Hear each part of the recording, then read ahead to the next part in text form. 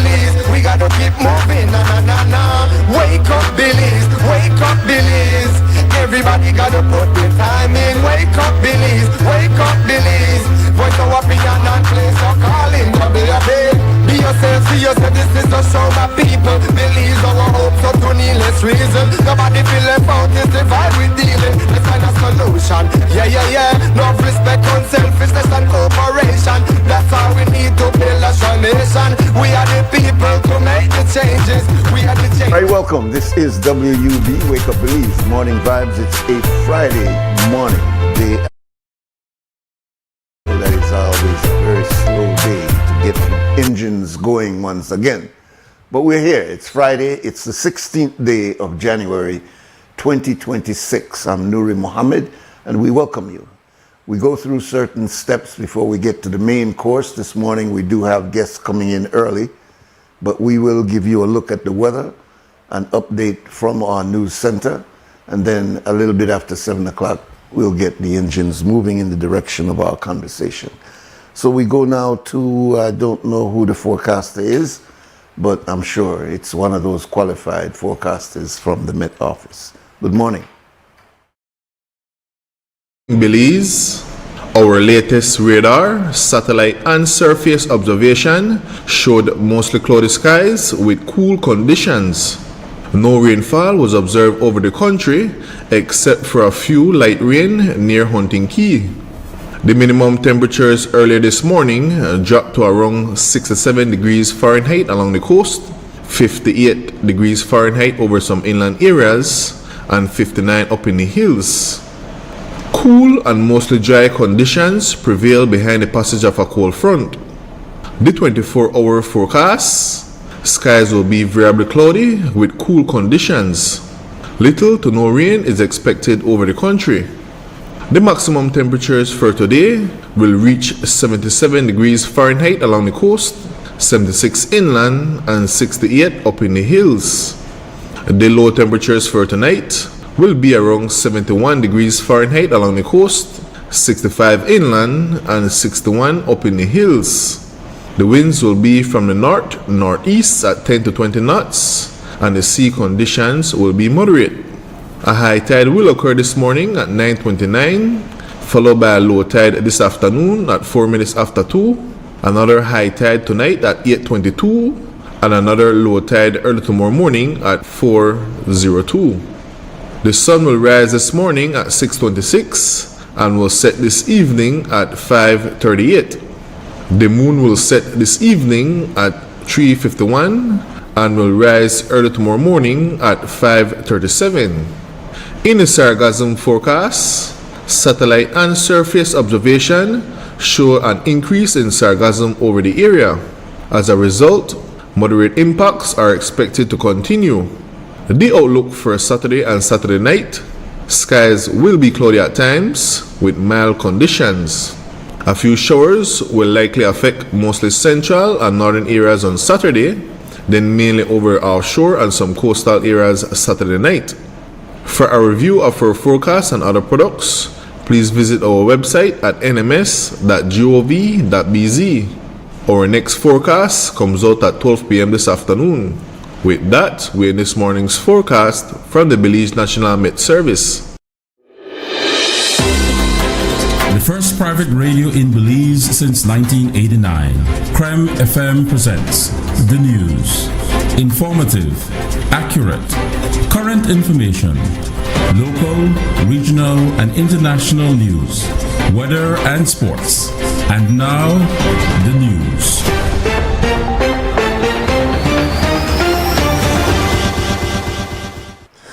Prime Minister John Briceño has revealed that the Minister of Public Utilities intends to sign a statutory instrument as soon as next week to disallow a price increase in telecommunications rate, while Belize Telemedia Limited continues discussion with different entities about a buyout of SpeedNet operating under the Smart brand.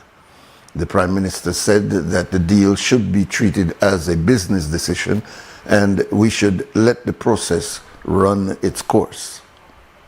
I think there's a process and we should allow the process to work. past. We need to appreciate that this, despite the fact that BTL is owned by the government and Social Security majority, as we have a lot of small shareholders, I think we should allow BTL to do a business decision. They need to do what they believe is in the best interest, and the board members have a fiduciary responsibility to BTL. And if they believe that the decision that BTL is making is a good one, they should support it. If it's a bad one, they should say no. But again, BTL is going through a process. They're meeting with different sectors, explaining, because a lot of I think what happened is that when the announcement was made, which is a process, you announce and then you go and talk to people. There was a lot of uncertainty, or people weren't sure what was happening.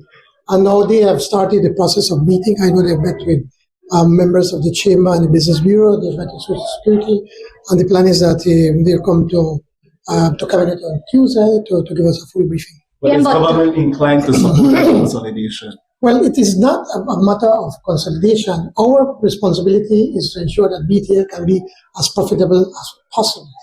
But at the same time, we have to ensure that the consumers are protected at all times, that they are not price gouged, and that they give the best service possible.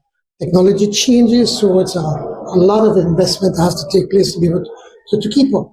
And that is where the Public Utilities Commission comes in. In my discussion with Minister Shabat, he said that the PUC is already working in setting up a regulation, an SI, whereby that he will sign, probably next week, whereby they were saying that there will be no rate increase probably for the next 12 months in the telecom industry, with or without any consolidation.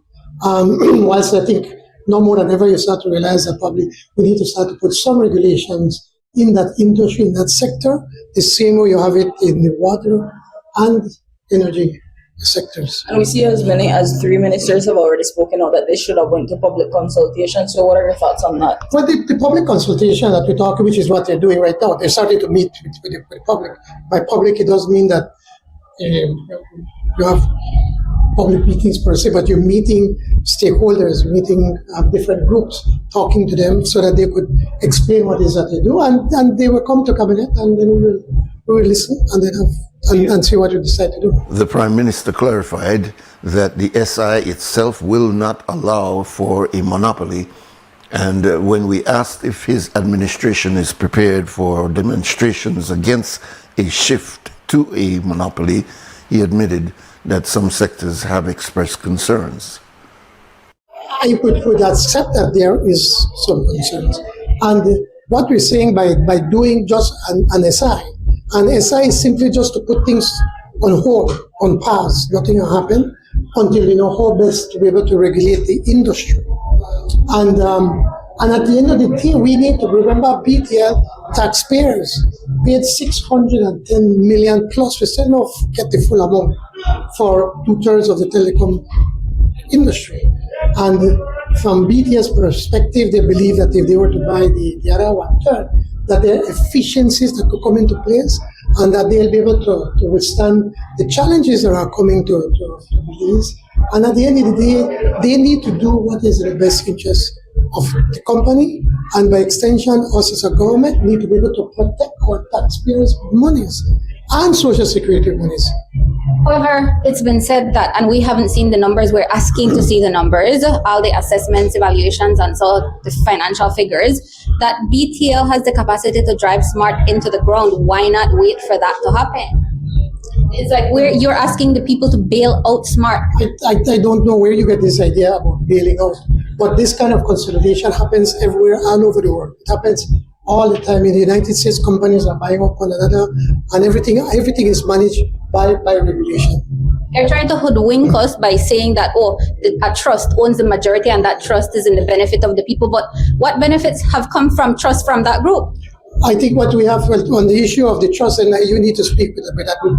I cannot speak on their behalf.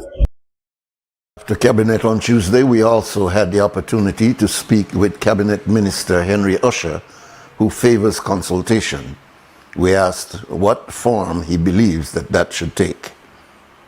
I think that it certainly needs more consultation, it needs more discussion, and we need to look if the telecom provider is saying that the market is not available for more than one provider, then we need to see why, and we need to get all the information.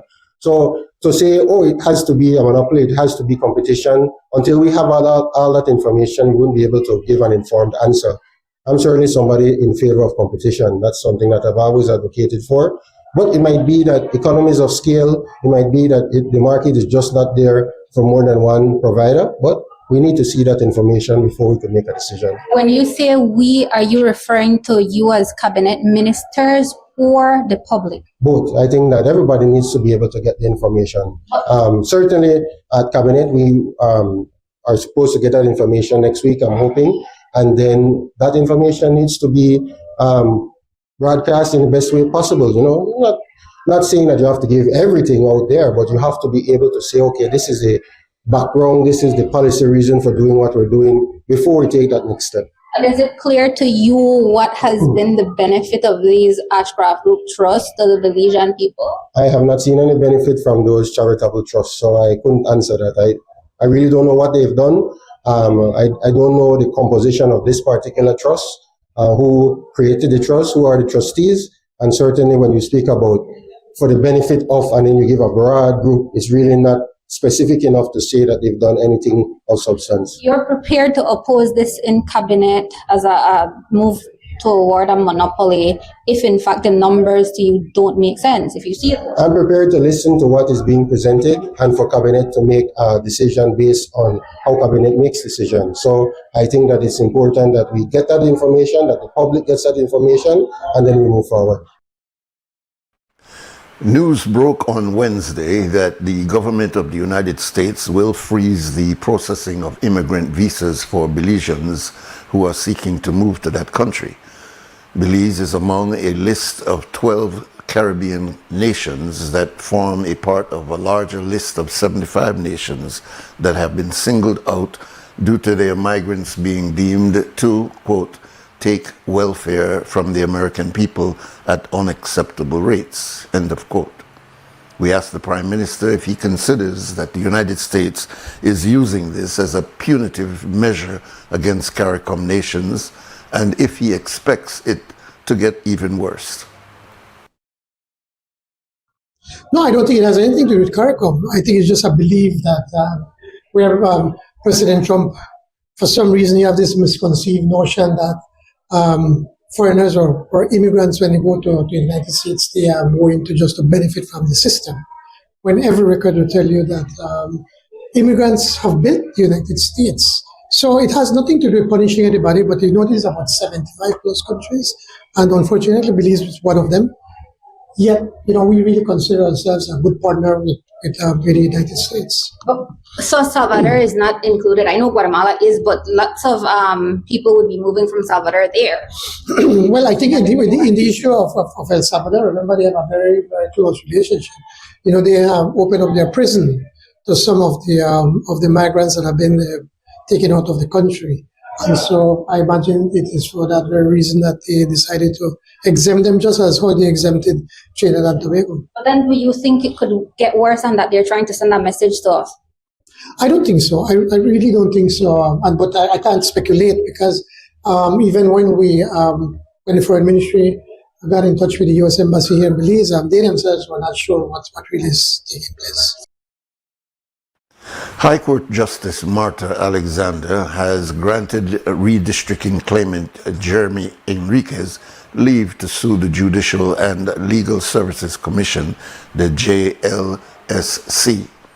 You may recall that Enriquez was notified on October 20th last year that his complaint against Justice Tawanda Hondura for judicial misconduct had been dismissed, quote, on the grounds that the threshold basis was not met to warrant the further actions by the commission, end of quote. No reason was fleshed out, only a list of cases referenced was provided. In a release on Wednesday, Enriquez noted that, quote, the leave marks a critical moment for transparency, accountability, and public confidence in Belize's justice system, end of quote. Enriquez believes that there was judicial bias in handling of his case and feels that the JLSC did not meaningfully consider his complaint. According to Enriquez, the dismissal was issued, quote, without a public explanation for meaningfully addressing the evidence, end of quote. Enriquez is being represented by senior counsel Adnan Ramlogan, while the JLSC has retained Trinidad-based senior counsel Douglas Mendez and others, including Belizean attorney Jose Alpuche. Enriquez says that he is committed to pursuing the matter all the way to the Caribbean Court of Justice. Cabinet at its meeting this week approved the establishment of a new homeless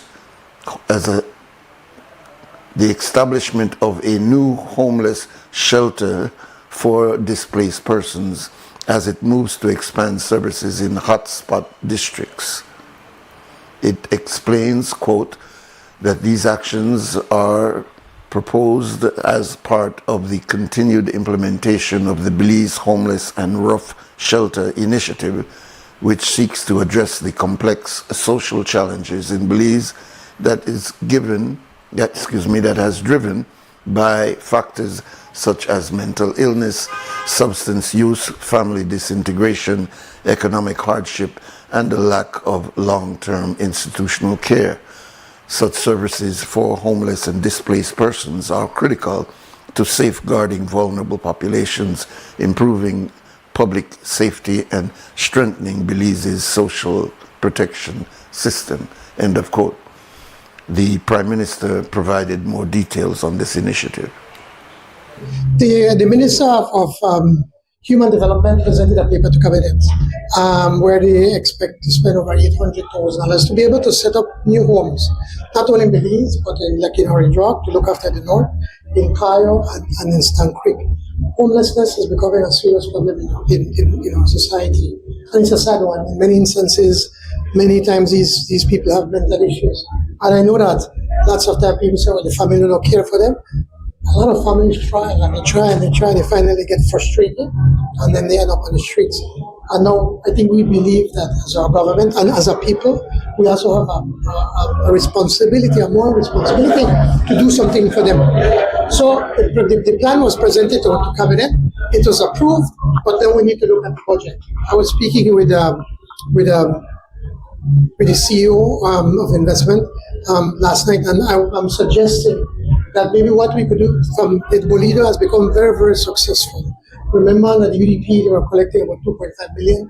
This year, it seems that we're going to make about $25 million in profit, 10 times more than what was happening under the UDP. So I'm thinking that maybe we should take monies from the Bolido to be able to finance this so that we can help our people. Okay, And that's our news package for Friday, the 16th day of January 2026. There's more news coming up after the program that follows us. That is the Morning Stew. That update comes around 12 o'clock. There's another update around 3 and a full news broadcast at 5:15. All this on Creme Radio. Here on XTV, we bring you the full news broadcast at 6 o'clock this evening. We're now at a few minutes to 7 o'clock. We'll take a short break, come back, and we'll begin our conversation for today, the 16th day of January 2026.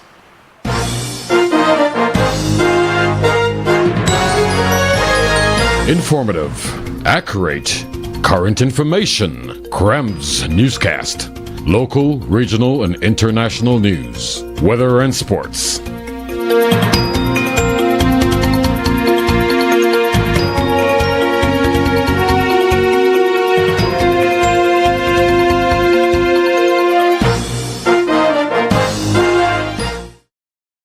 At Atlantic Bank, your convenience is our priority. Our contact center is designed to enhance your banking experience. With a wide range of customer service options, you save time and effort. You can easily call in to block or unblock your debit and credit cards, perform account inquiries, and access detailed card information. Whether you need assistance with online banking, merchant support, or general inquiries, Our team is ready to help. For added convenience, if all operators are busy, you can leave your number and an operator will return your call as soon as possible to ensure you receive the support you need. Depending on your transaction type, we may need to verify your identity through a set of security questions. And remember, Atlantic Bank will never request your username or password for Atlantic Online via phone call, text, or email, ensuring your personal information remains safe and secure. Our support team is available Monday to Friday from 8 a.m. to 6 p.m. in both English and Spanish. Simply dial 223-1212. This is a dedicated line for our contact center.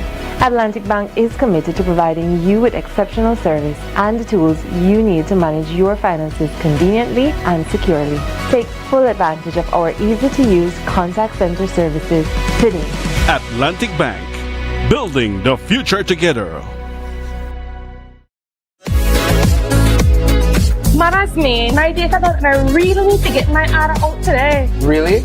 Well, you can join our Smart Group plan. Really? How that work? Easy, let me tell you. Whether it's family, friends, or your small business, we've got the perfect plan for every group. More members equals more savings, more connections. Smart Group plans bring the connectivity you love to you and your circle. No one gets left behind. Explore Share One package option and add on unlimited data, calls, and SMS for the entire group for less than $50 per member. Visit any Smart showroom countrywide or email sales@speednet-wireless.com to sign up today. Smart, bringing people together.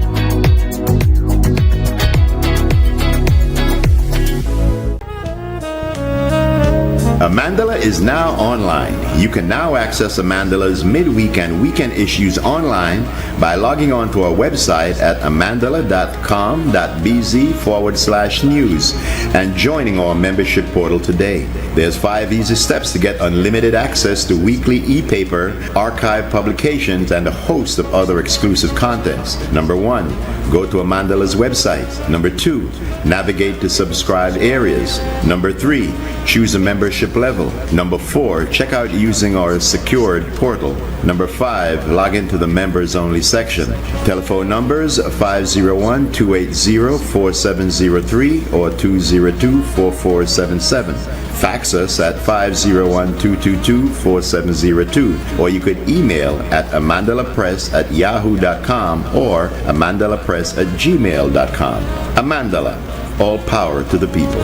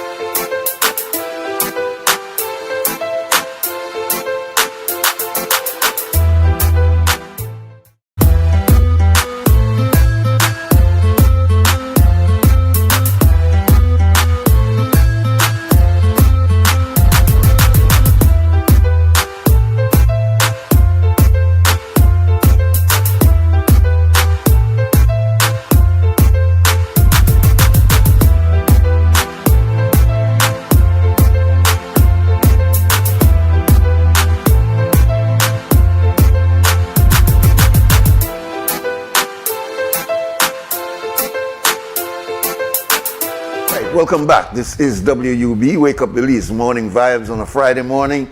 And we have one of our guests that comes in every so often. He's Mr. Controversial, and but he tries to stick with facts. He is the president of the Belize Business Bureau. He's Mr. Arturo Lizarraga. Welcome again, Arturo. We appreciate your presence. Let's jump directly into it. Thank you for having me at CREM. I always love being at CREM, you know, from the old open packet days. One time. Yes. One time, indeed. And we might have one kind of open packet conversation. With our family, we might fight, but we're on the same page. We try to make sure that we come up with the same objective for the benefit of the people of Belize. We share a common purpose. So listen, I want to get right into the BTL, SMART, etc. debacle. Is kind of like a debacle at this point. Weigh in on that. Looking at the implications of a monopoly and some of the other aspects of that deal. Firstly, I think a lot of organizations jumped the gun because of a lack of information, and they were emotional, and some people expressed that, and they miscalculated, right? But it has a lot of parts to it. But it has to be viewed in the general context of Belize, where Belize is. For example, if you look at BEL. Let me start up, because you're getting into details. Do you approve of the concept that is presented to us that BEL or BTL intends to buy out SpeedNet Smart? I will give you that answer, but I wanted to share with you the backdrop so that people could understand, so the audience could understand. All right. You know, the region has changed. You see it Trinidad, you see it with CARICOM, you see it with national interest being promoted, consolidation of national interest, the nation state. Yeah. And Barrow made a tremendous mistake when he allowed Fortis to own 1/3 of BEL. Now BEL has floundered with blackouts because of mismanagement and because of not being properly serving the national interests, because they could have predicted these demands and avoid these. In fact, we have a big issue. It's very... But you're making reference now to BEL. BEL. But you want to come back to I want to come back to All BTL. But right. I'm saying that the PUC has a big role to play and has failed us in not allowing investments in renewable energy and in other energies to invest in Belize. And it was only when Trump wanted his guy to have his fossil fuel plant in Big Creek that we were pushed to make a decision on fuel. Because I don't know if you remember, there was a promise of a big Saudi loan to put up cellular. But what I'm trying to say... That is still alive as far as I understand. What I'm trying to say hasn't died. Is that we have had a significant victory by taking Fortis out of BL. Now, BL is totally government owned because the shareholders are Social Security and the government of Belize, and the government of Belize has the majority share. So now very similar to BTL, by the way. So by bringing in Ambassador Lin, who has experience in energy, Lin Young, the change in leadership is fantastic. They brought in more technical people. They reshuffled the board. The manager's contract is up. Right. So now there's real serious people around the table. But what I'm trying to say is we are now going to really own our asset. Under Barrow, we didn't own that asset because we had a private foreign company within BL who was a distributor plus being a provider. Now, we had a meeting. Prime Minister agreed that they'll allow Social Security to have 35%. We wanted more. We wanted 50% or 60%. But he will allow us to have 35% of the Hydro Belize. That gives the people of Belize, Social Security, 2 shareholders, 2 directors, and a good income because the return will be 12.5 return. It's a very good and attractive investment. But what that means that we're seeing a consolidation in the energy sector. Now, if you listen to the Minister of Transport and your good friend, Commissioner of Police, who is now the CEO at Transport, they're pushing for a national bus company because they want to But Brother Arturo, you're going a little bit further. No, but I'm coming back. I know you're going, but I don't want you to lose me, and I don't want you to lose my audience. I have here to get into BTL and to deal with Fortis, but I really want to hold you because I know you've got so much ideas, and sometimes we get lost. Do you agree with this proposal of BTL buying over SpeedNet Smart? Start with a yes or no with that, and then give me your explanation as to why you support it or you don't support it. Do you support it?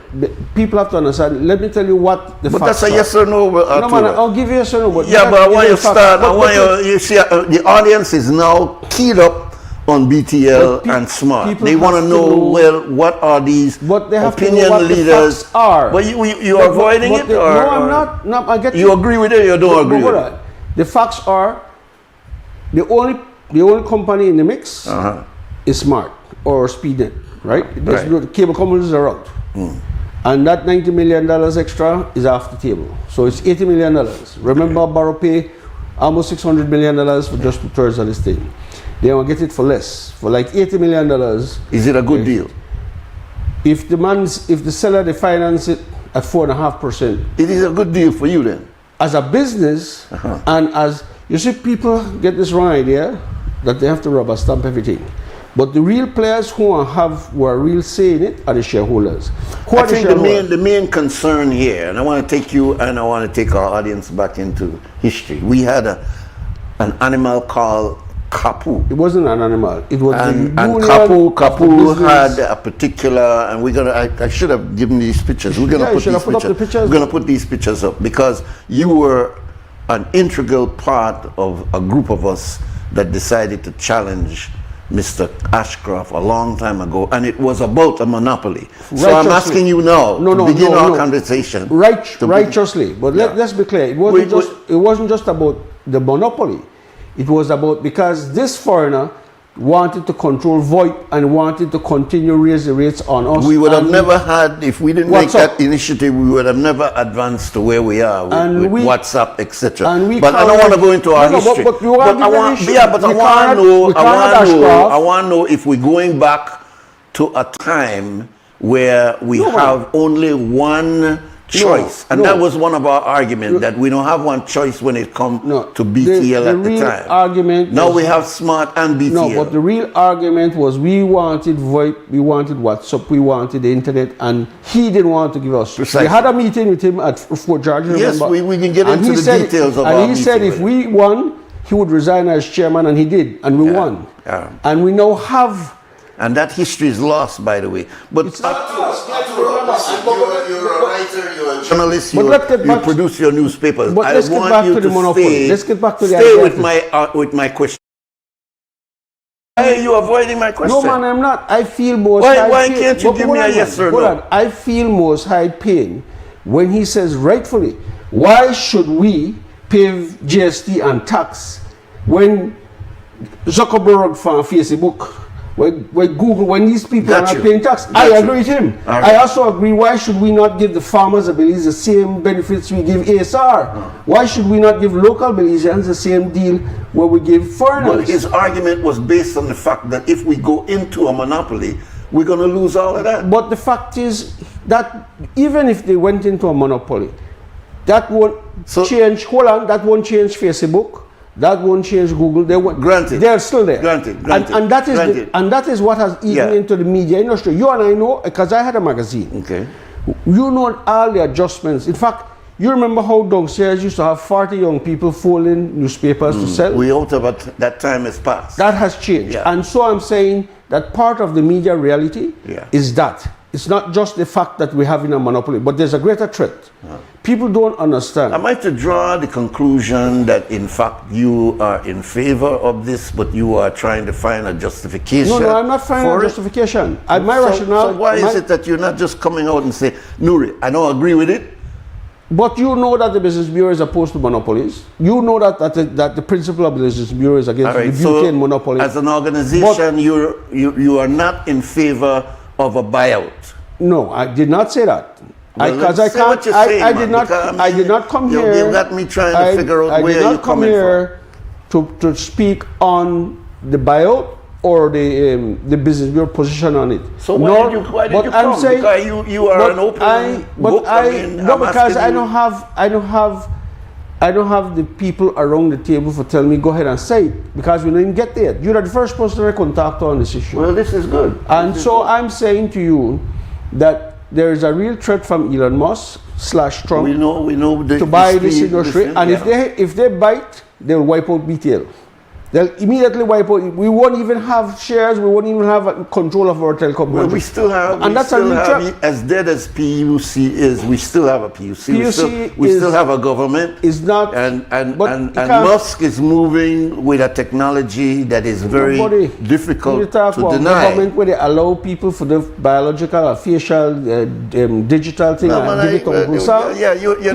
you can't put a brakes on that technology. But you talk about you PUC, could stay in a hole and say we don't acknowledge that, but you are staying in a hole. Now that you bring up PUC, what I suggest to boys and the media is that they should go to the government and tell the government, look, get PUC for start to charge Facebook and all the other people tax. Anybody where they operate in our space, make it equal.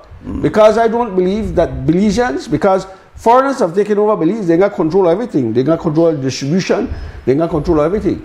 Right? And you know what we need to stop to? We need to stop to, as Belizeans, beat up on each other. Put Tracy Gang and talk to the man, and everybody to beat up can say. I don't want we go on the yacht thing yet. I want we stay. But I'm saying, I want to stay. Belizeans got why is it so difficult for me to get an answer from you this morning, bro? Bad habit, I beat up on each other. For example, let's look at the poor Mayans down south. They beat up on it, but the Mennonites got more and better deal. They got withdraw, they got car, they tax free. All right. So I'm just saying is that as Belizeans, we need to start to come together, discuss the thing reasonably. Yeah, and that's what me and you did do this morning. I'm not trying to be offensive or disrespectful of your opinion. I'm just aware of you. I mean, we go on 25-year friendship, so I know when you're the answer from when you know the answer. And you know the answer. But I want you come straight and tell me, Nuri, as far as I'm concerned with this BTL thing, I agree with it. Or, boy, I don't agree with it. And then go from there. What you going way around this July day? I don't want you to go there. What we didn't get in the beginning was full disclosure. Now we have full disclosure. Okay. They have allowed us to look at the books. Because you know this litigant, he want to litigate you to death. Yeah, well, I think that he opened the book. No, but he not the one that he owned this. He owned the shares. No. I'm saying that the person, the key player in this deal, the boogeyman, you know who I talk about. Of course.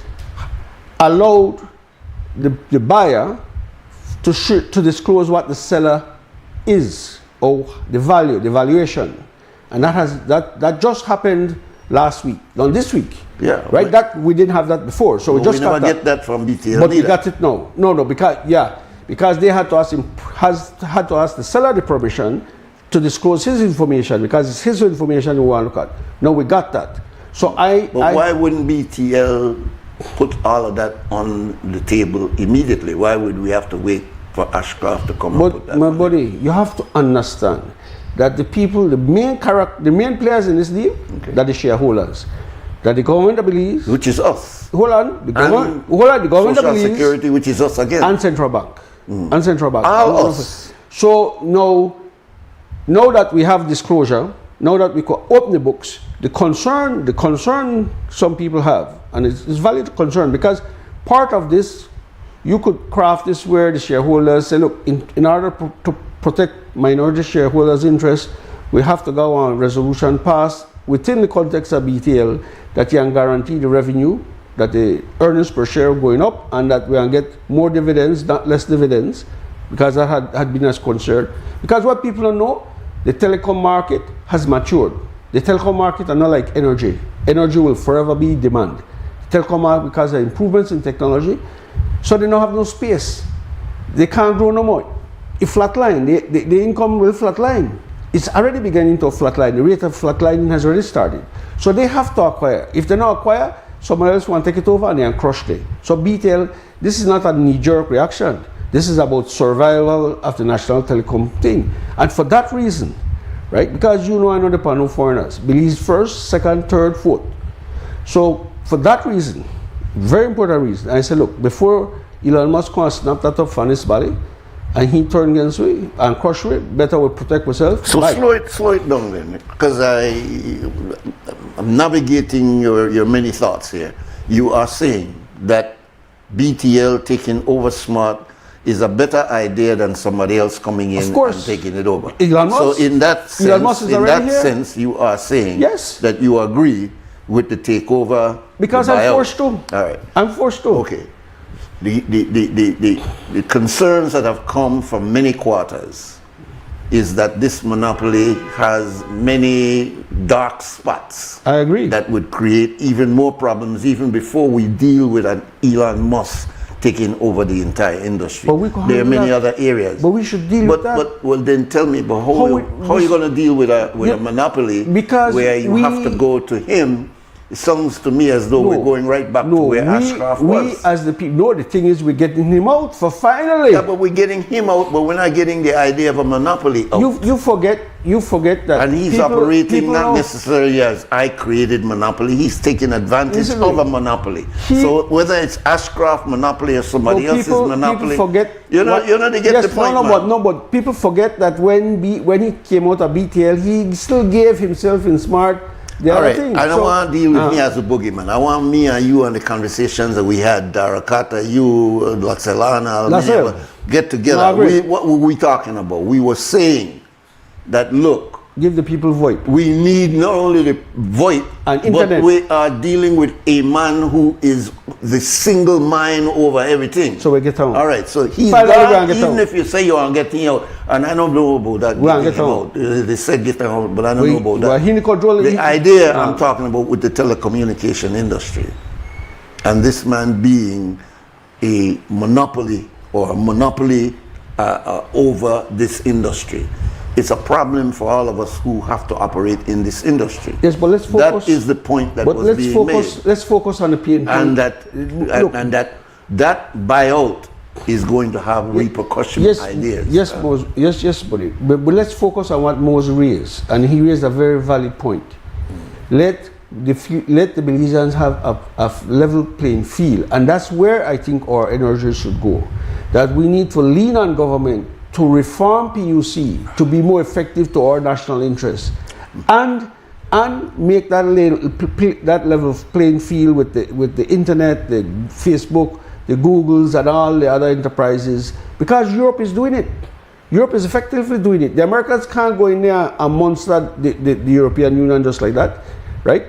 So I'm just suggesting to you, right, that we need to focus our energies on getting PUC for protect Belizeans' interests and protect us from unfairness in terms of how they could beat up on us, take us our income, and then not be penalized or pay any tax. So that's where I think we need to focus on, because the fact is, even though you might say monopoly, they have very little control over the international global space in terms of the internet. Now AI, even worse. The control is even worse. So I'm saying that we really need to be, factual, rational, and focus on where the real pain they come from. All right, so for the sake of our audience, what you are saying, if I am correct, tell me I'm all right. If not, correct me. You are saying that you agree, when you look at the big picture, that the buyout of SpeedNet Smart by BTL is a good thing, because that is not the problem.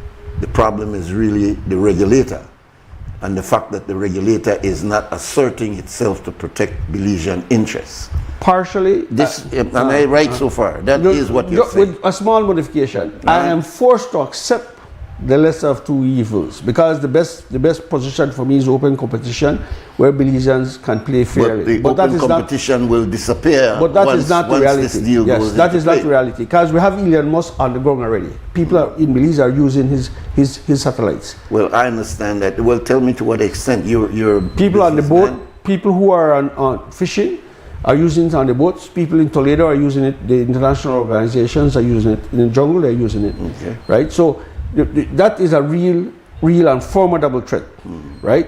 And can we take a moment here and tell the Belizean people what is Starlink And what is the offer that Elon Musk is making about the introduction of this technology into telecommunication?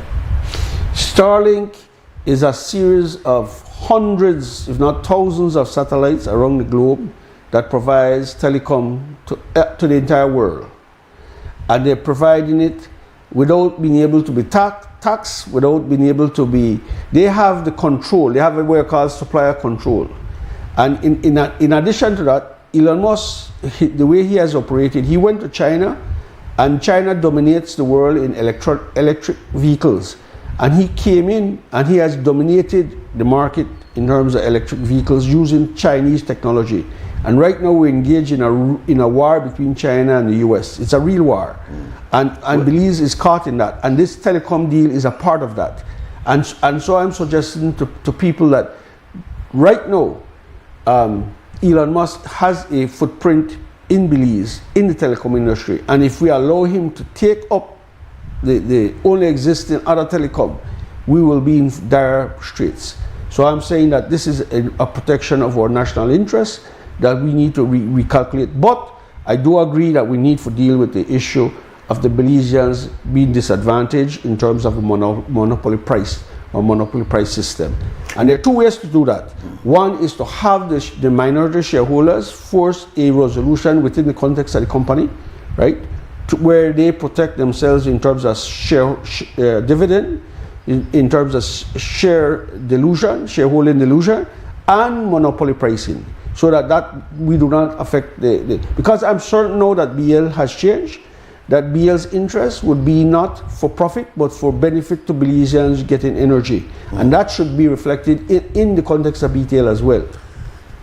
So I don't know if that makes sense. Well, it's a long way to justify your belief that this deal between BTL and Smart should go through, because you believe in the long run this is a strategy to contain Musk, because it can't be eliminated. It's contained. So how long do you think that containment will last before Musk is able to eventually take over the market? As much time as Belizeans can get. And what can we do to avoid that? The whole PUC? No, PUC is the because first he step. approached us 6 or 8 months ago, my memory might not be correct, I know it was last year, to introduce Starlink. That is a starting point. And the Starlink, we allowed him to go into the bush. We say, all right, we are continue down, the area, remote but in the area. bush. But they, well, with that kind of satellite there, like Tiger. It's wherever you are. Yes. So we say continue to the bush. But nonetheless, so how long, in your estimate as a businessman, do you think before he will be able to get into the market? I agree with you. We start at PUC, but there's a bigger, wider picture. Belizeans have to start to rethink what's their national interest and become more pro-national or pro-national business rather than because. But aren't we now at an era where government initiatives to protect the people are being looked at as socialism? It's looking at anti-capitalism. So are you telling me Donald Trump is a socialist? No, I'm just telling. Donald Trump 30% tax. Is that socialist? Believe me, it's socialism by another name, but I use that name, but he's a protectionist. He's a protectionist looking out supposedly for his own people. I'm asking you, so I'm in this era where standing up for national interest, protecting your people, is being looked upon as anti-capitalism. No. Listen, capitalism is being approached that the movers of the economy is the business, and so the business should direct what takes place within these small countries and not national interests and standing up and protecting all that socialism talk of the 40s, 50s and 60s is being looked upon. Am I right or not? Wait a minute. Am I being right in highlighting the fact that when governments step out, this is not the George Price time. This is not looking out for the small man time. This is a big interest time. The theory is open market. But the reality is markets operate protection. They're protecting markets themselves. operate within the context of the nation state. And so Belizeans have to get with the program and understand Trump that for Trump and Belizeans need to be for Belize. So that is my message. If Trump could protect for his national interest, Belize need to start to protect his national interest. But when we protect our national interest, it is being interpreted as if we are not doing what he wants it to be done. You think anybody vex Trinidad protect Trinidad first one I jump and protect. We can explain something to you. My good friend Dukaran, who used to be Minister of Finance, where was very much instrumental in the oil industry, privatization of the oil industry in Trinidad. He was governor of Central Bank. When he wanted an agreement, a trade agreement with Guatemala, he never gone to CARICOM. He gone straight to Guatemala personally as the foreign minister, made an agreement, didn't ask permission. Why should Belizeans ask permission to a federation called CARICOM? I don't know you as being, and you and I used to argue about this, you're not in favor of that CARICOM concept a long time. I know you don't like it. Because you think we as Belize has never gotten anything out of it. But there are other benefits that have come from that. Look, let me share something. We have a visit from Guyana. Yeah. Guyana will be the next Kuwait of the Americas. You can be rich. Now that Trump take over Venezuela oil, right? You can be for US. But the fact is that Guyana will be very rich. There are lots more benefits for us to have in bilateral agreements with Guyana than the mess with CARICOM. And that is the way to go. For example, I'll give you an example. It's an argument because the concept of our intertrade with each other is the concept of CARICOM. So Belize and relation with Trinidad or Jamaica or Guyana in this case, it's all a part of that original concept. The United Kingdom CARICOM will be operating like a state. The United Kingdom broke away in Brexit. It broke away from the European Union, and then they're better off with it. And Belize needs to start to think about its Brexit. I'm not sure. What you're saying then is that these working together. All that international alliance. No, we need to re-examine it. And give a good example. You and I know. There was a lot of outpouring against the invasion of the Palestine, the slaughter in Palestine. All of a sudden, the big boogeyman in the north come in and grab one president. Nobody in Belize said nothing. You know what happened? What happened when Guatemala come in and grab we? You see, people understand. You and I appreciate the 70s and the 60s and the 70s and the Cold War, and we understand that struggle. And so Belizeans have to start to rethink what is our national interest and how do we protect it? And not enough time and argument, and I blame you, the media for this. There's not enough focus on our national interest and how we protect it. And we need to start to think, because Trump, not waste time. He need to think about Trump and the area nation. He not worry about we. In fact, right now what we're doing is we're becoming like a chicken coop to check all people to make sure they don't go up north. With that facial recognition and that biodata and stuff like that. Basically, to protect for him borders from way down here. And then we participate in that. So we really need to start to rethink what is our national interest versus what is foreign interest. All right. We can't have foreign interest to dictate our agenda. We'll keep this conversation going. We're going to open up the phone lines right after we finish with 2 Cent Scam. We'll bring you now 2 Cent Scam, sponsored by Fort Point Security. And the host of that segment is Brick City.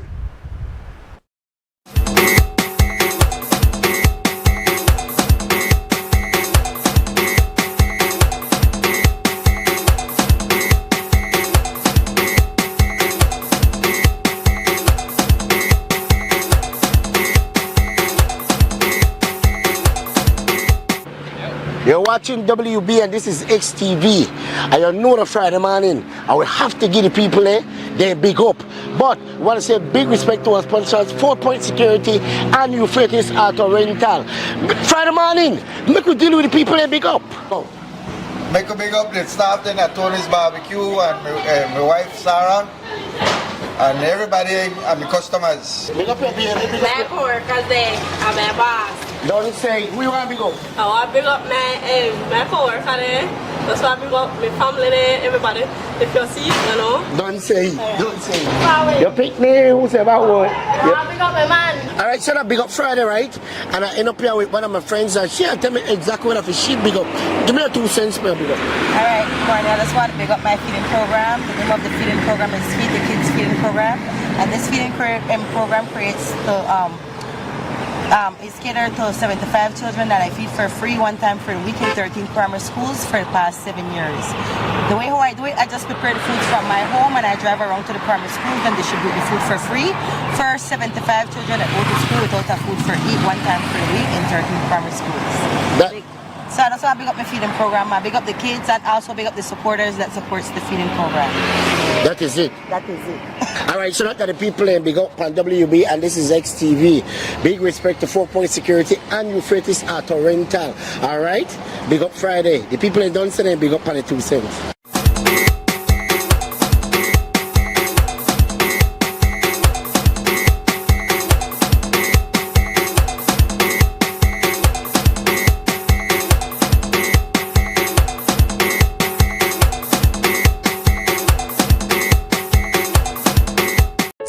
Tired of replacing light bulbs? LEDs are what you need. LEDs last up to 30,000 hours. That's 30 times longer than incandescent bulbs, and up to 8 times longer than compact fluorescents. So less changing and less trash. Planet Earth thanks you. And the LED experts at Brothers Habet and Habet will help you find the best LED solution with colors for every room and mood, starting as low as $6.95. You can even get LED strips for home, office, and industrial use. So say goodbye to fluorescent tubes forever. And because they use up to 90% less energy, you save money. Money you can spend on other things. So head to Brothers Habet or Habet today. You can also call, email, or Facebook us. Have a brilliant day. En Atlantic Bank, tu comodidad es nuestra prioridad. Nuestro centro de contacto está diseñado para mejorar tu experiencia bancaria. Con una amplia gama de opciones de servicio al cliente, ahorras tiempo y esfuerzo. Puedes llamar fácilmente para bloquear o desbloquear tus tarjetas de débito y crédito, realizar consultas de cuentas y acceder a información detallada de tus tarjetas. Ya sea que necesites asistencia con la banca en línea, apoyo para comercios o consultas generales, nuestro equipo está listo para ayudarte.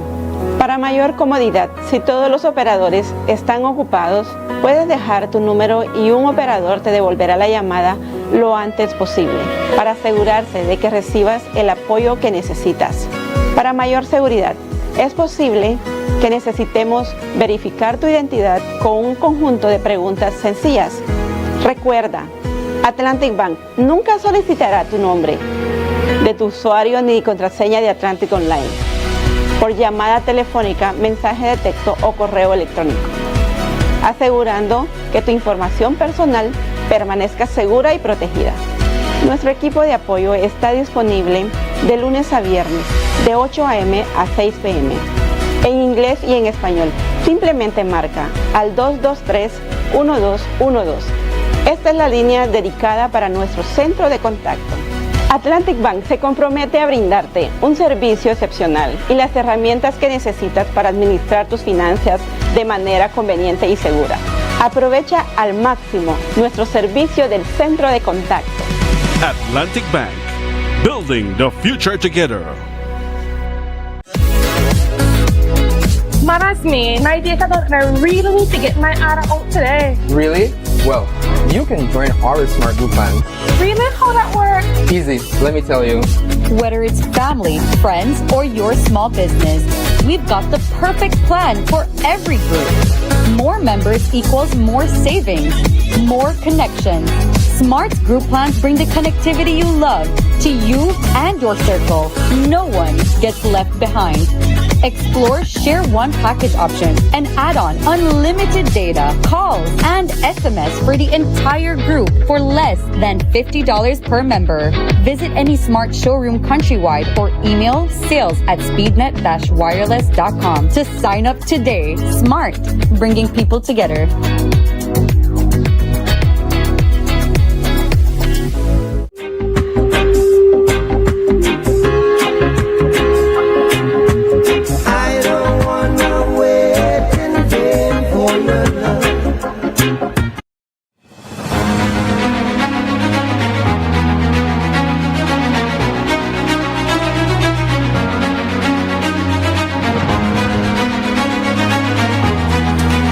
will be a first-time homeowner.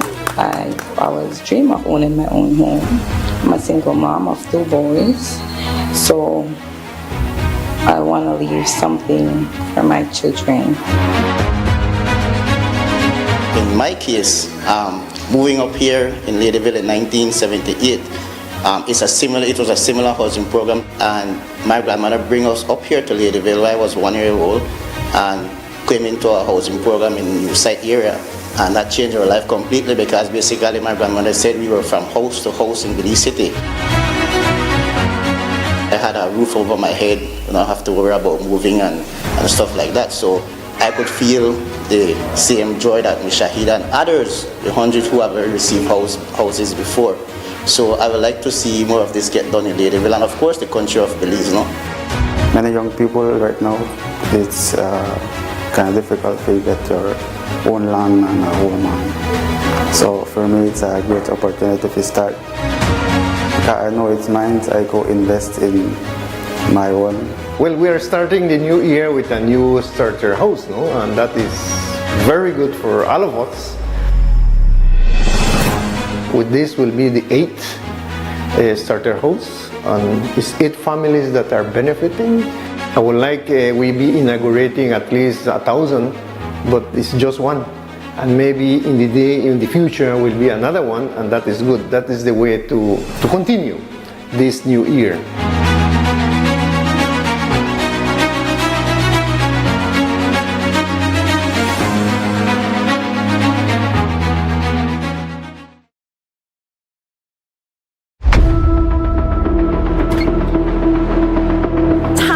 Appliances that just don't last, appliances that just can't keep up, it's time for a change.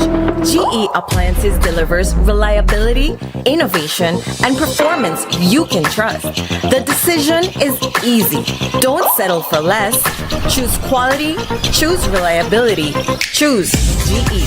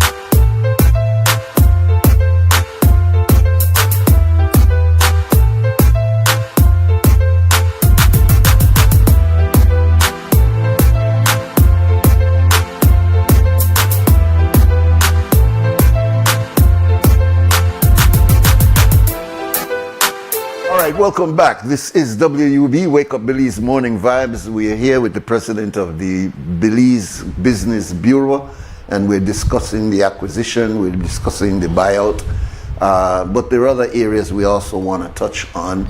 But we're going to keep our phone lines open at 280-5848. There was a bit of history that we just kind of skirted over just now, and that is that because of the adamance of Mr. Ashcroft that he would not open up the telecommunication industry, first of all, by bringing down the tariffs, and also by opening up so that we could get VoIP, meaning at that time, we don't even use that term anymore, but it meant that at the time, where he controlled all of what BTL was doing, if we wanted phone calls outside of Belize, we had to pay him in order to do that, while the technology of WhatsApp and other VoIP was already available worldwide. So that was one of the issues. So we formed a group, which acronym CAPU, of which both Brother Arturo and myself were a part of. We had Lascelles Arnold in that group. We had Cedric Flowers in that group. We had Darren in that group. And you're seeing some pictures now of the demonstration that we had. Who else? Margaret Ventura. Margaret Ventura. We had the church. You can see Margaret there. We had the church involved. We had the likewise. We had the unions. We had BTL union that came out very, very strongly. You might see some other pictures there, but we had a dynamic meeting at the Battlefield Park. Some people say over 800 people demonstrated and marched that particular day. Sent for us, and we went and met him at the Fort George. Is that correct? Yes. Did you take over from there? No, it was at the Fort George. Yeah. And basically, we explained to him why we were demonstrating, and basically he said, look, if I cannot get what I want from government, I'll resign as chairman of BTL, and he did. And we joined, at least the Business Bureau joined the litigation against him, and the government also joined because they were forced under public pressure. And so there, with that effort, the case was won. It wasn't executed or applied in terms of the case, but basically the whole resistance to the VoIP issue collapsed, and he resigned as chairperson, and then the battle continued. And finally, when government changed, they nationalized the telecom industry. And but he had already given himself a duopoly, which means he gave Smart the ability to operate, knowing like a fallback, where he still had his hands in the telecom industry. But he was not giving us full disclosure because we did not know at that time the extent to which he was involved in this whole speed thing. But we effectively removed, we are that demonstration, and that public demonstration and unity demonstrated how Belizeans can effectively change a situation, lower prices, introduce new technology. VoIP at the time allowed us to go onto internet. That's why we have WhatsApp, etc. These historic moments need to be shared with our young people because they're so fixed on their devices. History is happening around us, and Belizeans need to be focused on the prize. We are a very small and precious country, and we need to focus on our national interest. And it's sad that CAPO is not shared in history books, or it's not shared by the media houses to understand that as a people. It's almost like it never happened. As a people, we can effect change. And it's never happened before, and it never happened again. But it just happened. It can happen. And its history and what it did to impact the industry has not been really acknowledged. Welcome, caller. Good morning. Yeah, good morning, sir. I just want to weigh in on some of the stuff you talked about. Yeah, man. Please, go ahead, brother. I usually call. Yeah, man. But this morning, you're talking about, well, the guy mentioned about history, and some of the youths they should put these out there so that the youth they could see, which is good. Yeah. But what I will tell you, what's happening in Belize, the unions will be the unions, but the union leaders tend to sing for their supper now, and then they get shut up down the road. When I say shut up, they give them big positions to run different departments, and then they go quiet. And that is one of the main problems in Belize why we won't have protests. Even when you go into a negotiation with the union, because I'm a part of the union, as you know, I'm a part of one of the unions. They let you sign certain documents that you cannot reveal certain stuff to the public. Then gag you, then tie your tongue. Yes, and those are union busting. Yeah. And that is happening right now. For example, I don't want to reveal anything, but right now, something when it comes to the stevedores, they want them to sign on to a document that will shut their mouth, that the union will have to keep their mouth shut. So putting it out there is good so that people could see. But like I said, the union leaders and some of them sing for their supper, and then they just want to get into politics, and then after that they go quiet. Yeah. You understand? Yes, a couple years ago, I don't want to call him name, but a certain young lady, she was on the forefront. Now she's fighting against the union. You understand? So when it comes to Belizean rights and certain stuff, we are always get bind because Belizean one, we still live in a slave man mentality.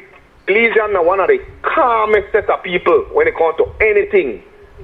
You could push anything down for we throat with a little bit of money and keep we quiet. And we easy, you notice I say we, because the we Belizean, we love whatever they do to us. Everything we sit down and take, because why?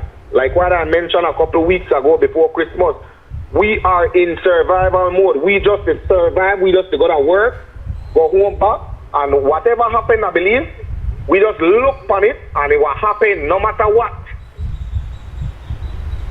It's sad to say, it may stop, but that's the sad reality and when it happened, I believe. And you know what? Sorry to... Well, let me ask you this. I think we understand your point. Do you stay, sir? Please repeat. Sorry. Do you stay like how you the Belizean stay? Sell out? Are you like that? I am not one of those. All right. So I'm asking you that question to show you that not all of we sell out. So you mix some. End of the day, Mr. Nuri. Yeah. End of the day, one voice against thousands. You only hear the voice. Yeah, but understand, you only hear. They're just like we call in for the radio. I hear you, bro. We waste the time to call in for the radio because how much people listen. But end of the day, we do it because we know if we hard life. But nothing much not change. Because why? They set all the legalities to get you to. Because whenever they done, for example, make I show you an example. The House of Representatives is there because you should what the government should do. They will go into the House of Representatives, see if certain things should come to the table. What they do? The eyes have it.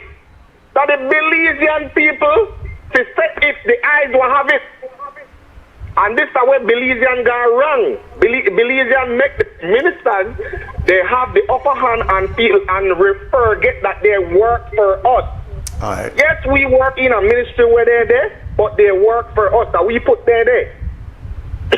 And that's the way Belizean feel. Because you know go to the House of Representatives and say, okay, we will put this in place. And that's the way all the prime minister they come and do for the past couple elections.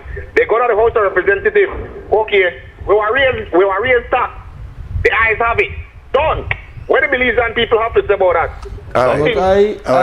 Carla, I agree with you. That's why we need to change the constitution and have complete separations of powers. Because when you elect somebody... How do we change the constitution When not the same politician, they go in the house and set the constitution. The people stronger than the politicians. Yeah. We could do that, man. We could do it. We could do it, and we will do it because the people stronger than the politicians. We could, but will we? Because we Belizean was in a survival mode. Belizean afraid. Belizean afraid. I tell you straight up, please. Even the union people are afraid to go. They're afraid to show their face because we have our government job. We're afraid to show our face before we get terminated. I hear you, brother. If they fire me, they will got problem with me. Because then I had to put it straight out there. If they fire me, I know I do nothing to kill nobody, but I will have to survive. So what that means, I have to go sell drugs. I have to go do something. So then that mindset of Belizean people need to have. All right, brother. Make they understand that we put on there. Lot of the politicians, they forget. All right, I think we get your point, my brother. Thanks for the call this morning, all right? 280-5848, 280-5848.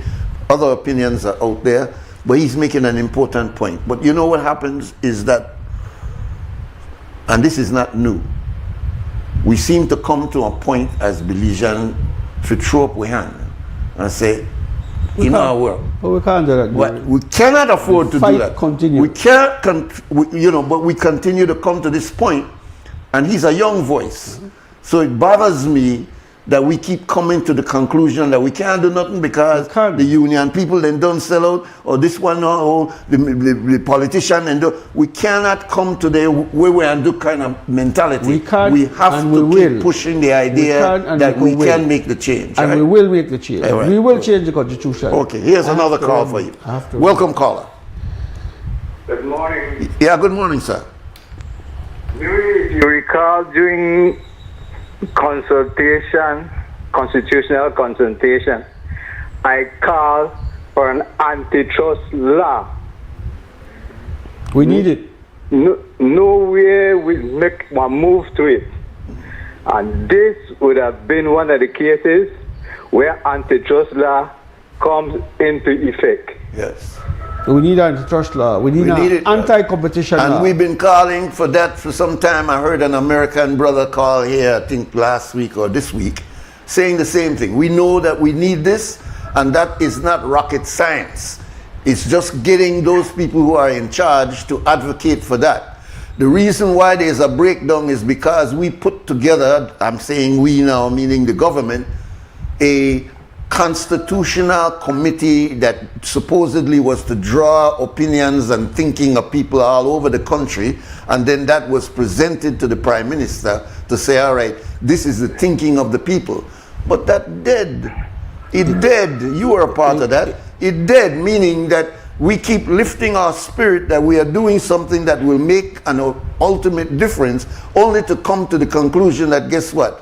That was also another waste of time. And we cannot afford to keep raising the hope of people. It's like during campaign, politicians raise our opinion. That's why we vote for them with the idea that, yeah, make one difference, only to find out a year or two later we're basically back to the same. Yes, there are one or two little trinkets that have changed, but the fundamental core of what will make us change as a people have not changed, and we keep going around and around, and it's frustrating to younger people. Yeah, brother, make your final point. I'm sorry to go off like that. Canada, as we presently know it, is on its way to the burial ground.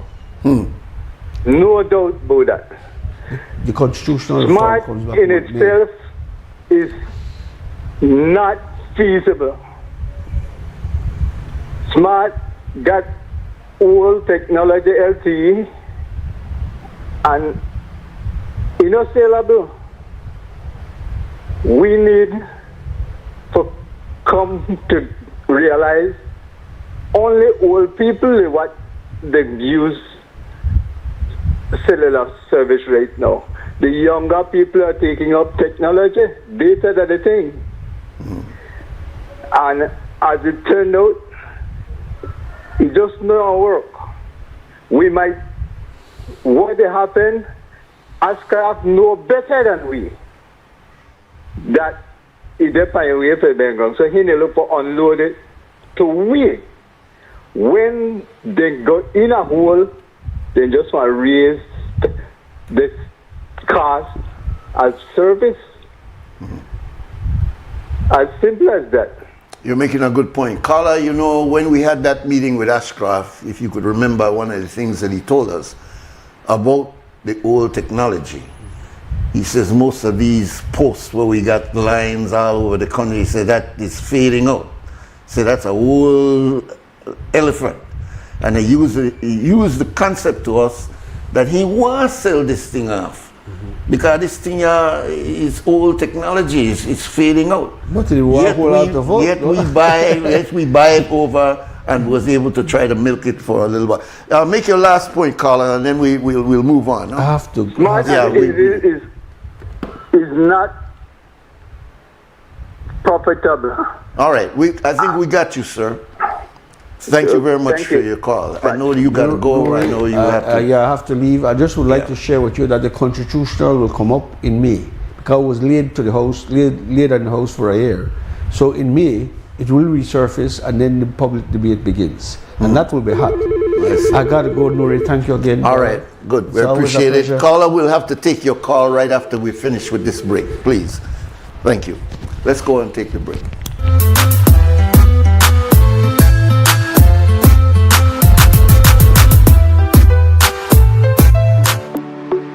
At Benny's, we have tiles to match any decor, whether it's classic, modern, or bold. Visit a Benny's store near you to meet with a sales representative that will assist you in calculating and selecting the right tiles for your floors and walls. Choose from our vast assortment of colors, textures, styles, and finishes. The perfect tile for every space at a price that can't be beat. Whether you're renovating your kitchen or finishing your ideal office space, Benny's Tile Gallery has it all.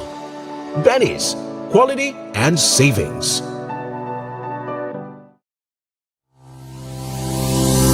Need to submit your sickness benefit claim online and have a physical medical certificate? Here's how you can do it. First, go to ssbportal.org.bz and log into your My Social Security account. Next, on your dashboard, click Benefits and choose Forms. Review the requirements, then click Continue to proceed. Click Apply under Sickness Benefit to start your claim.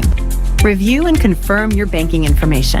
If it is not correct, select No and follow the steps to update your banking details. If your banking information is correct, select Yes. Next, if your illness is not related to an injury at work, select No and proceed to upload your medical certificate. Select your claim period and confirm your employer details. Read the declarations and click each to agree.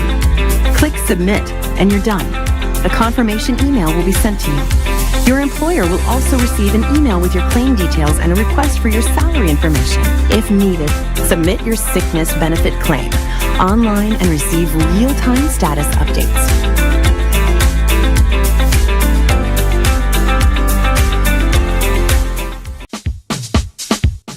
Sea una persona ocupada o atrapado en el tráfico, o que tenga una circunstancia adversa o muy exigente, la tensión se acumula y lo estresa.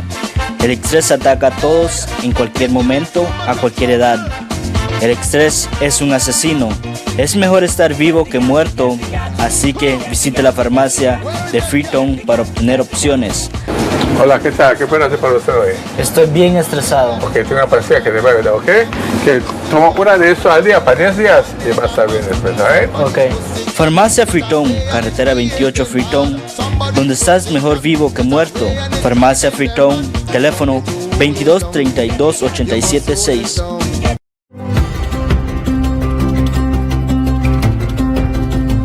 For decades, BEL has powered Belize's growth and progress, lighting homes, energizing industries, and fueling national development. But in a world reshaped by extreme weather patterns, digital transformation, and evolving customer needs, the future of energy demands a new approach. The future of energy is now, and it's not just about new technology, it's about people and how we use, manage, and store power smarter. BEL is leading the transformation, blending modern advancements with the wisdom of sustainable energy practices. Integrating technologies will redefine how Belize produces and uses energy. With distributed generation and smart grid technologies, customers are becoming power partners. Energy is no longer a one-way street. BEL is making key investments that will reinforce the grid to make this a reality, ensuring energy security for generations. At BEL, we are more than an energy provider. We work to safeguard Belize's energy future, which will have demand response programs, where customers will be able to shift use during peak hours to take advantage of the new time of use or off-peak rate structures. Customer energy portals, real-time insights and tools to track usage and manage energy smarter. Smart metering, advanced metering infrastructure, faster, safer service and actionable energy insights. Distributed generation, integrating rooftop solar, microgrids and battery storage for two-way power flows into the national grid.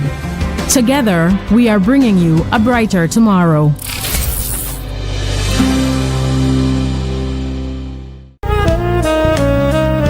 Amandala is now online. You can now access Amandala's midweek and weekend issues online by logging on to our website at amandala.com.bz/news and joining our membership portal today. There's 5 easy steps to get unlimited access to weekly e-paper, archive publications, and a host of other exclusive contents. Number 1, go to Amandala's website. Number 2, navigate to subscribed areas. Number 3, choose a membership level. Number 4, check out using our secured portal. Number 5, log into the members only section.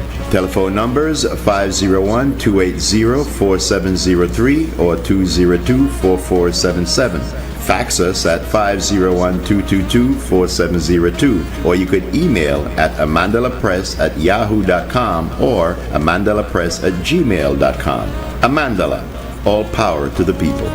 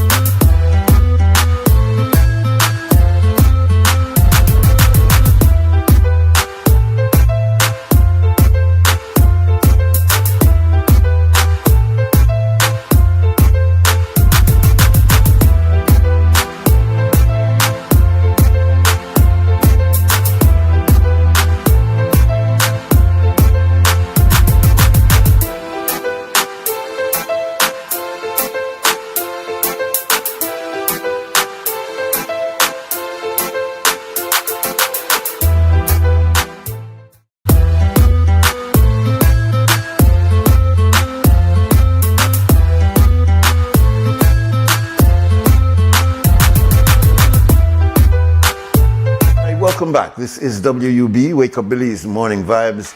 Interesting conversation with Mr. Arturo Lizarraga. We'll open our phone lines now as we wait for our next guest who's coming in by Zoom. And our number here is 2805848. And you're welcome to call in. Welcome, caller.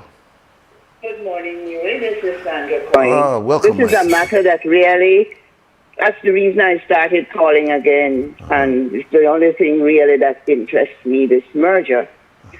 That discussion you had with Arturo just now, I am still to know what was the purpose of the discussion. Because truthfully, Nuri, all were all over the place. And I checked with a friend to see if and he had a similar problem. That's number one. There are central core principles, issues in this matter. There are histories in this matter. And you can't decide you're going to just isolate one thing or two things. But we were all over the place. 1 minute he was discussing electricity. The next minute it was constitution. But this telephone matter is a critical matter. The telecommunications matter is one of the most critical matters on this planet as we speak. Yesterday, AI rebounded on the stock market. AI stocks had fallen, rebounded. Why? Well, I don't know what anybody else's analysis may be. I suspect two possible reasons. One, this week, no less than Mr. Elon Musk issued a clear position on the survival of the white race on his platform. Now, simultaneously with that, an issue emerged about the AI engine and the sub-engine, which is a content creation engine, with a sub-engine included in the AI, which is a distribution engine. The AI being used to create pornographic content for distribution. They give examples. For example, pornographic content affecting celebrities worldwide. So Nuri Mohammed is a celebrity in Belize, and they decide he's getting on somebody's nerves, so they instruct the AI to create an image of him, and a compromising image, an image where he's compromised. He may be shown with breasts or nipples or his genitals. All of this, the AI can be instructed to do. But not only that, the sub-engine, the distribution engine, can then distribute that image all over the planet. That's a serious matter, Nuri. Very serious. Very serious. Very serious matter. So, about 2 weeks ago, the Undersecretary for Public Diplomacy, that's a post in the U.S. Foreign Service, it looks like, issued visa prohibitions against 5 persons in the EU, in the European Union. I've talked about this on this thing before, this media place here before, and I brought it up on blog. Because and it's the U.S. now, issued the visa prohibitions and restrictions against these people in the EU. At the top of the list was the man who was given the job of bringing together the legislation on Digital Services Control Act, the Digital Services Act. But the Americans don't like that act. So because he was assigned to organize and prepare the act or whatever for presentation, he was punished for doing that. He is not the European Union. He is a citizen of the European Union. He was given this assignment. He has been punished. 4 other people in the EU whose job as part of a unit within the EU, both at a national and a EU level, to monitor the internet for misinformation, which is random false information, and disinformation, which is information, false information that's structured now to bring down a whole system of information. They were also punished. Doing their job, employed by the EU. The French president responded to the Americans, but man, this is an attack on our digital sovereignty, over which you have absolutely no authority. That's a serious matter, Nuri. And you think it's bad? They're going after the same act that the UK has established. Because the UK no longer being in the EU, they have a similar act. Well, they are going after the EU, the UK because of that act, their similar act too. What do you think is the purpose for that type of attack mode? Nuri, why you think that attack is taking place? Well, to assert control and to let you know who is in charge. Control over what? Well, if they are going to control the industry, if I understand what you're saying, they're asserting that they have powers that they can assert. They are going to control the information that every human being on the planet receives. That's really what they're setting out to do. And they're making some very strong efforts. I'm sure that you know that they are also buying out all these major media outlets for I have been talking about that for a number of weeks. For one voice, really. So evidently, luckily, they have not yet succeeded. Even though the traditional media, the legacy media, whatever name you give to them, have been very cowardly through the years, not only with Mr. Trump, generally, they don't rock any boat. Well, they are finding out that they need to rock boat because their survival is threatened, completely threatened. So, when we are going to have a discussion on this matter in this country, Nuri, we need a sober, comprehensive discussion. Not running all over the place. We don't know what point is being made. These are two serious times and two serious matters. There are core principles at issue nationally, and then there are core principles and issues at stake internationally. Nationally, do we want to live in a society that's totally a monopoly? Because it's a monopoly with gas. It's a monopoly with water. It's a monopoly with electricity. So now we're going back now to a monopoly in telecommunications. We really want to do that? Bearing in mind that monopolistic ordering of an economy, structuring of it, is the hallmark of a colonial structure. The hallmark of a slave society. That is what that is. It's not only slave societies and colonial societies, but it is definitely the hallmark of those kinds of societies. And we are ex-colonial and ex-slave societies. Well, I personally think we're still continuing the slavery and we're still continuing the colonization. But since we got an independence, I'm prepared to say ex. So we have to decide whether we want monopoly or not. When they decided to raise the prices, when DTL arbitrarily decided to raise the prices on telecommunications in 2001, I can't speak for anybody else. I would have paid $176 a month without making a single call. Single call.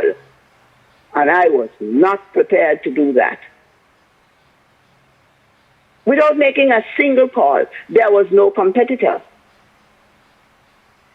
I ended up with Smart in the mobile arena by pure accident. I bought a phone from somebody who, the phone was a smartphone, so I got connected to Smart.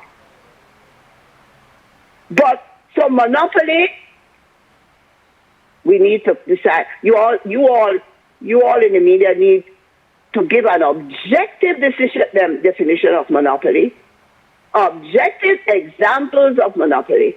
Let our people understand what monopoly really means. Mono means one, and poly means control or management, police, whatever. That's the way we need to understand. Our people need to understand these terms and the implications. So that's monopoly.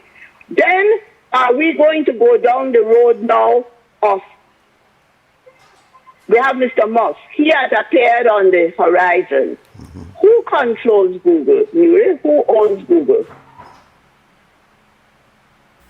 We need to find that out.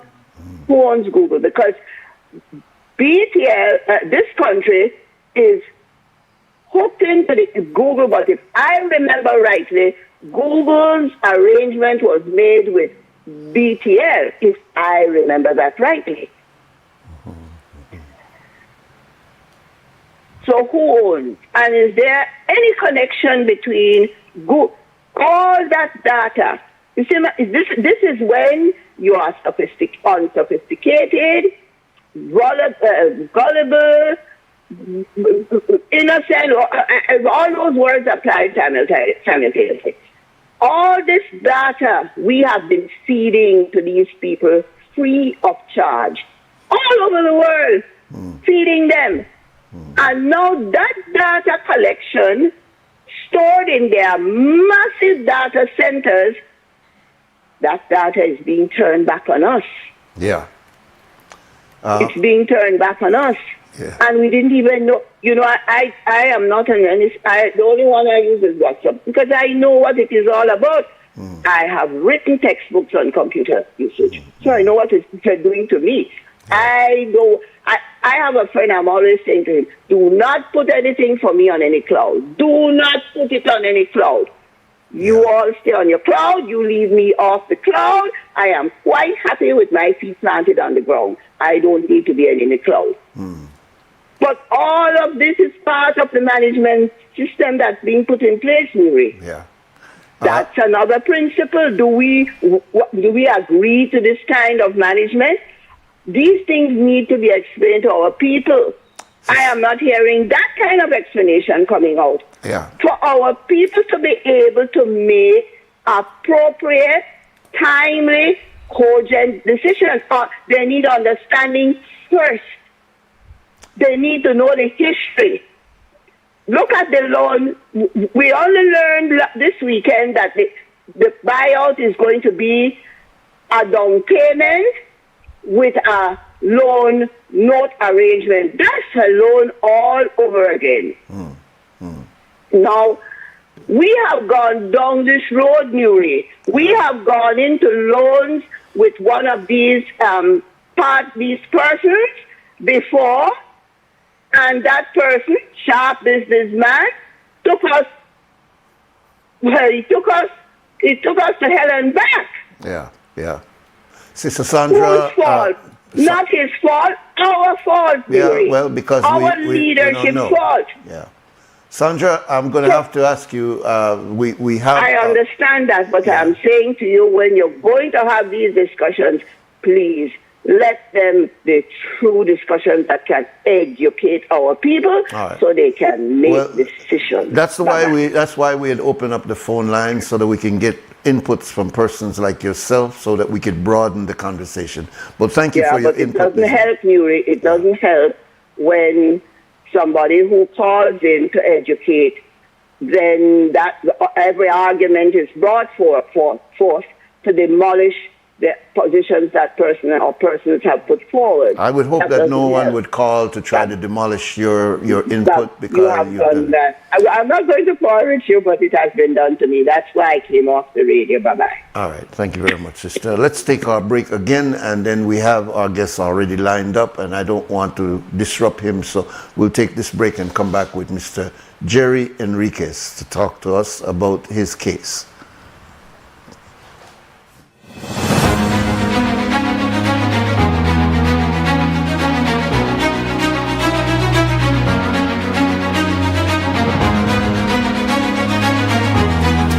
I will be a first-time homeowner. I always dream of owning my own home. I'm a single mom of 2 boys, so I want to leave something for my children. In my case, moving up here in Ladyville in 1978, it was a similar housing program, and my grandmother bring us up here to Ladyville when I was 1 year old, and came into a housing program in the site area, and that changed our life completely because basically my grandmother said we were from house to house in Belize City. I had a roof over my head, you don't have to worry about moving and stuff like that, so I could feel the same joy that Shahid and others, the hundreds who have already received houses before. So I would like to see more of this get done in Ladyville, and of course the country of Belize, no? Many young people right now, it's kind of difficult to get your own land and a home. So for me, it's a great opportunity to start. Because I know it's mine, I go invest in my own. Well, we are starting the new year with a new starter house, no? And that is very good for all of us. With this will be the 8th starter house, and it's 8 families that are benefiting. I would like we be inaugurating at least 1,000, but it's just one. And maybe in the future will be another one, and that is good. That is the way to continue this new year.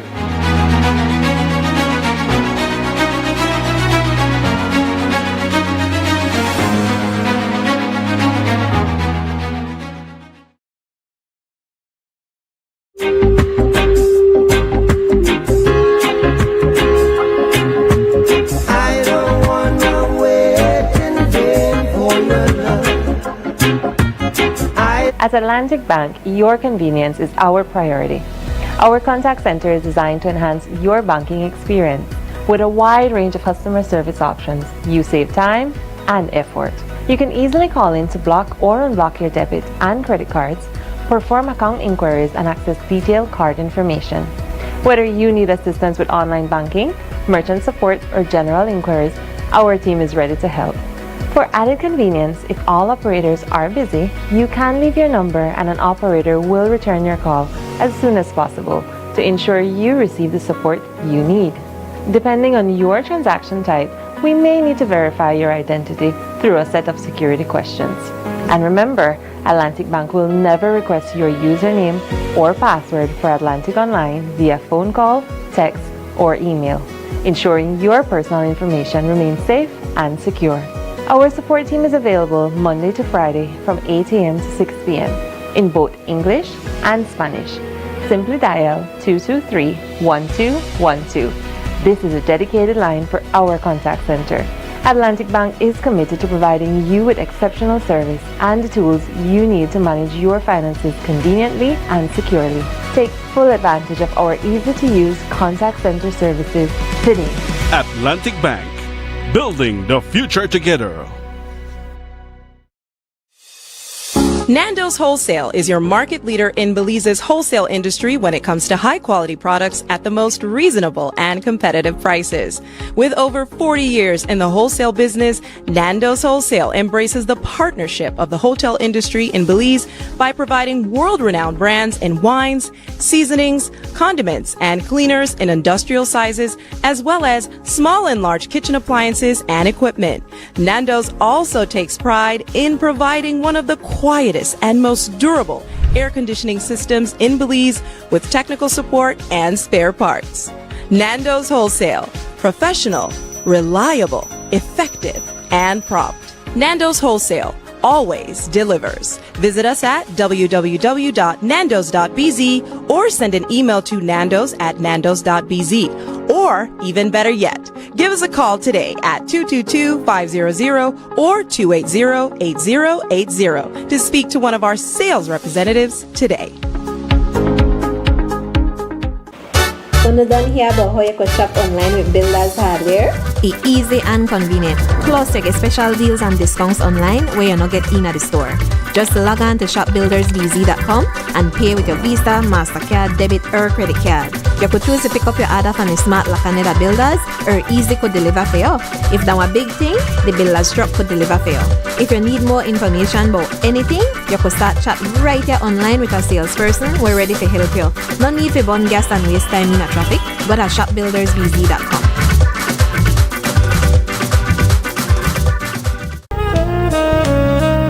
Amandala is now online. You can now access Amandala's midweek and weekend issues online by logging on to our website at amandala.com.bz/news and joining our membership portal today. There's 5 easy steps to get unlimited access to weekly e-paper, archive publications, and a host of other exclusive contents. Number 1, go to Amandala's website. Number 2, navigate to subscribed areas. Number 3, choose a membership level. Number 4, check out using our secured portal. Number 5, log into the members only section. Telephone numbers 501-280-4703 or 202-4477. Fax us at 501-222-4702, or you could email at amandalapress@yahoo.com or amandalapress@gmail.com. Amandala, all power to the people.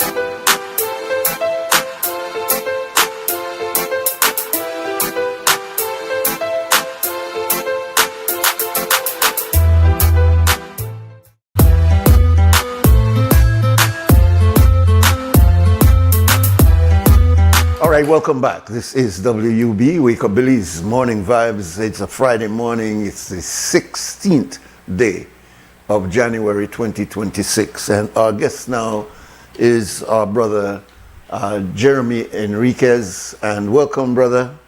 Thank you for your patience. We were to start you 15 minutes ago, but we gave way to our esteemed sister, Sandra Coy, to make her points. So thank you, Nuri.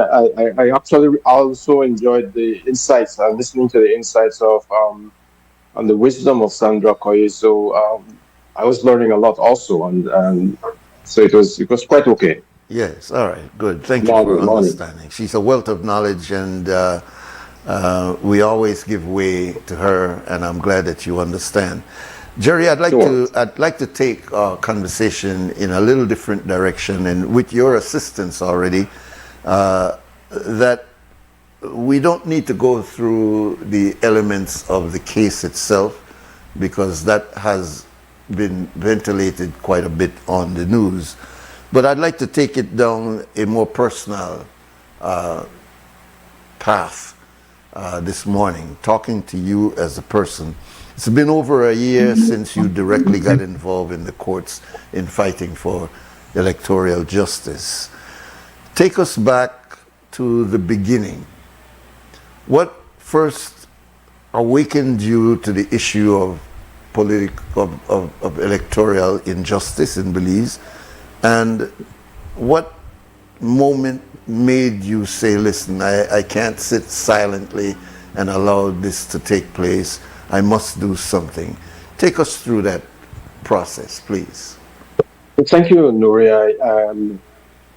thanks for directing the conversation in that way. So this is about 1 year since I decided to take this matter to court, and that I was talking about the severe malapportionment of Belize's electoral divisions. But I want to go a little beyond. I'll just provide a little bit of history. I grew up in PG, and in those days we were known as the Forgotten District. But it was not just that wasn't just a phrase. We grew up in unusual challenges, I would say. We were cut off, there was no highway, but the community was strong, and we always felt that there was something wrong. And we were, in a sense, alienated in the colonial system. There was a colonial local class.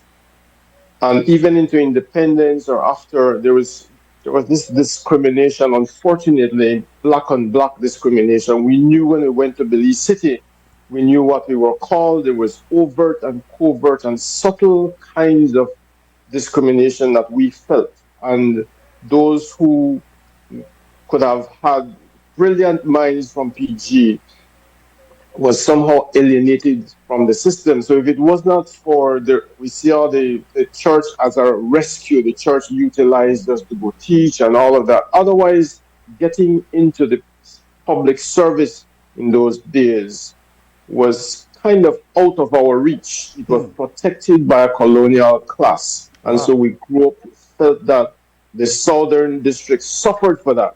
And so over and over, we saw that the kinds of decisions that were made, even, for example, those who have access to scholarships to study law, you hardly have attorneys from the brilliant minds in southern Belize. You hardly have people involved in the diplomatic service from the brilliant minds in the southern districts, medicine, all of that.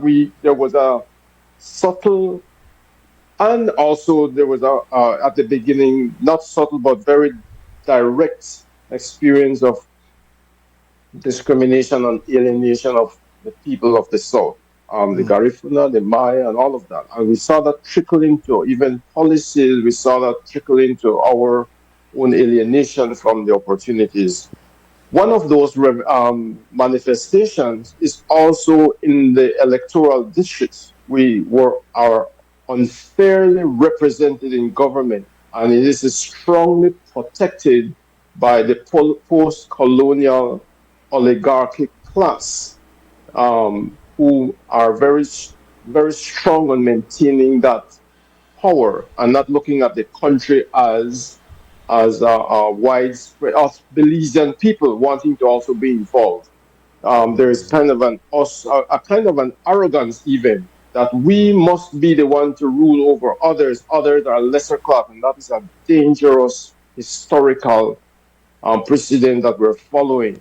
So once they inherited that power, then they did not see other Belizeans as Belizeans also involved in national development, and others were not having the same opportunity. So I grew up in that kind of a background. I have to put it out there. We knew what the discrimination and the alienation was, and the persistence to keep us out.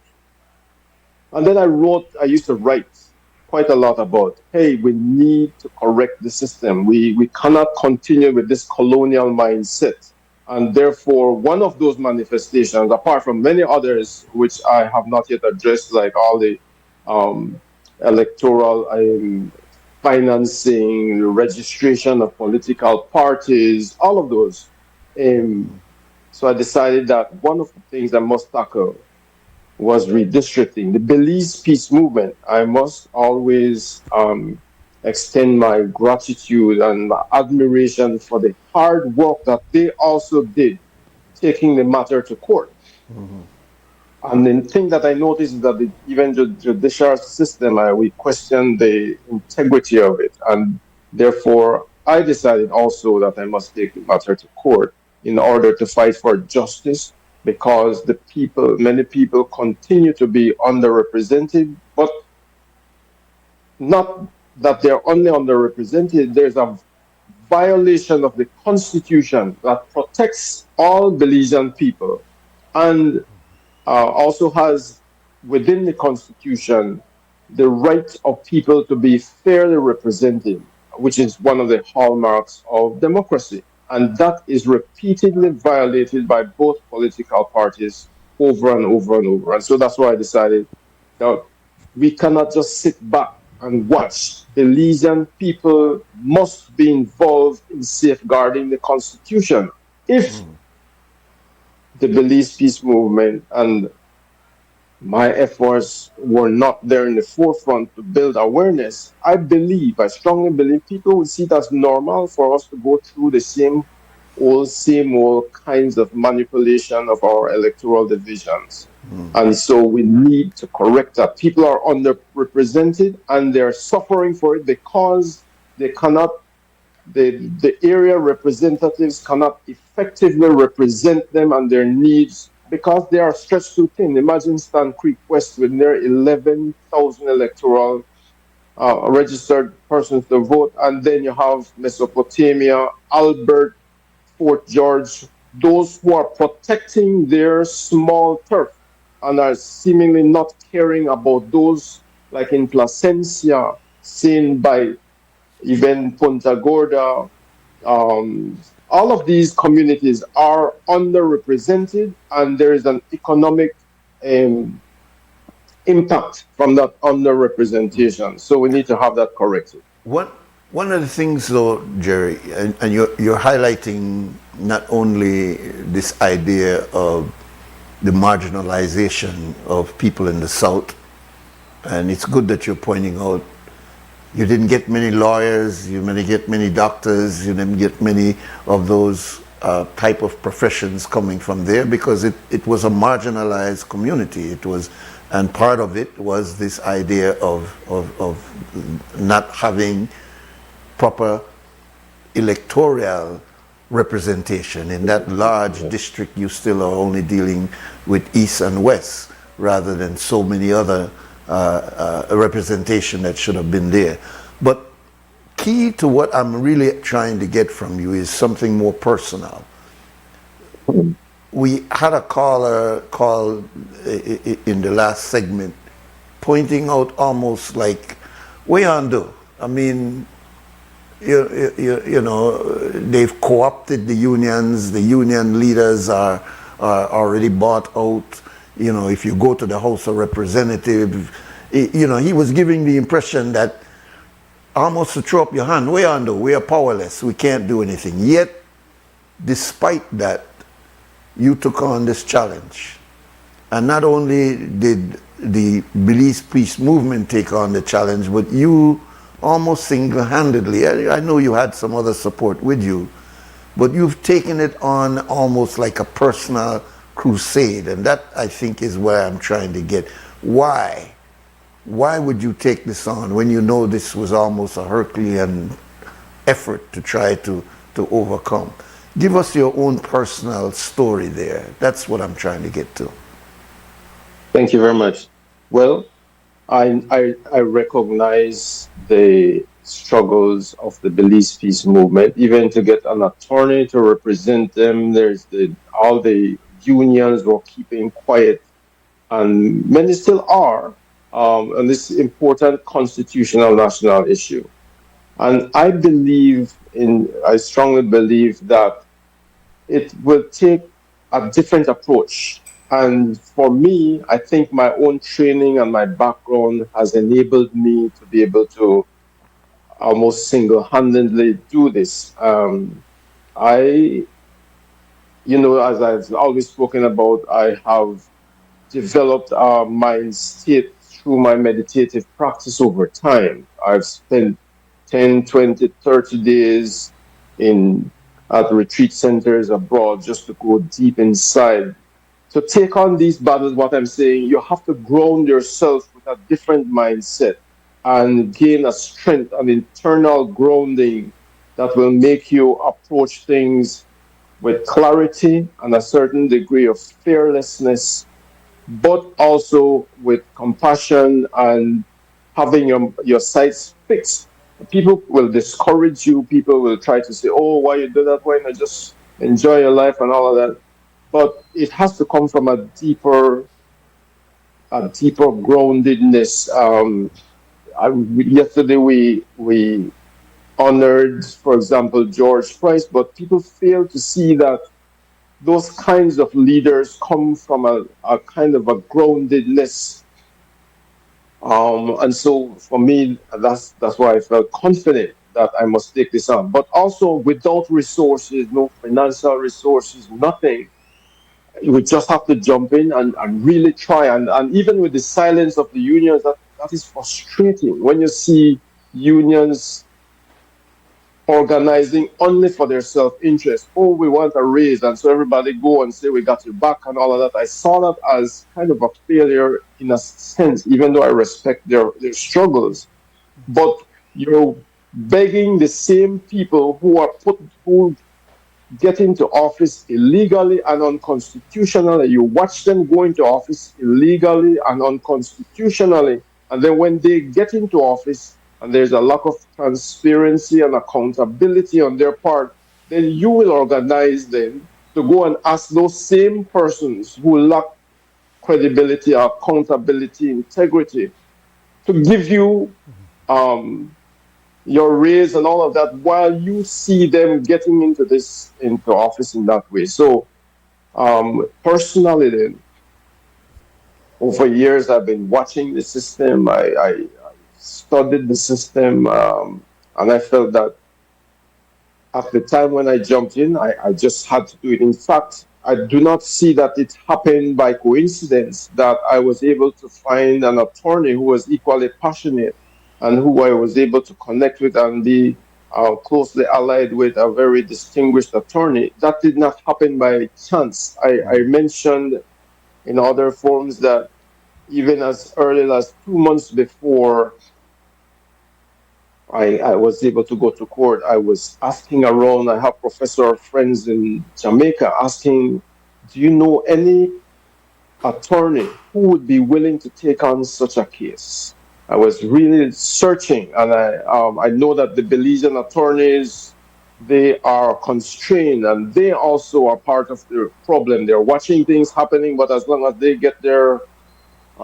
they're satisfied, then I think in our view, in the national view, their interest is their self-interest. So it did not happen by coincidence that an attorney was manifested or came to meet me through the other connections, like Jules Vasquez, introduced him to me through Will Mejia and all of those things that happened at the time. I don't think it was by coincidence. It came from a deep desire for me to find someone who was the equal commitment to be able to challenge the system and to call out the injustices and to find ways to have it resolved. And so that, I think personally, that is how it happened. You have to have a certain level of fearlessness, a commitment, a clarity as to what you want to do, and a groundedness. And that's why I strongly recommend all Belizeans to move away from the distractions of everyday life that will cause you not to keep focus on yourself. There's amazing things that could happen. All leaders in the world, a lot of leaders in the world who seek to transform society have to ground themselves inside.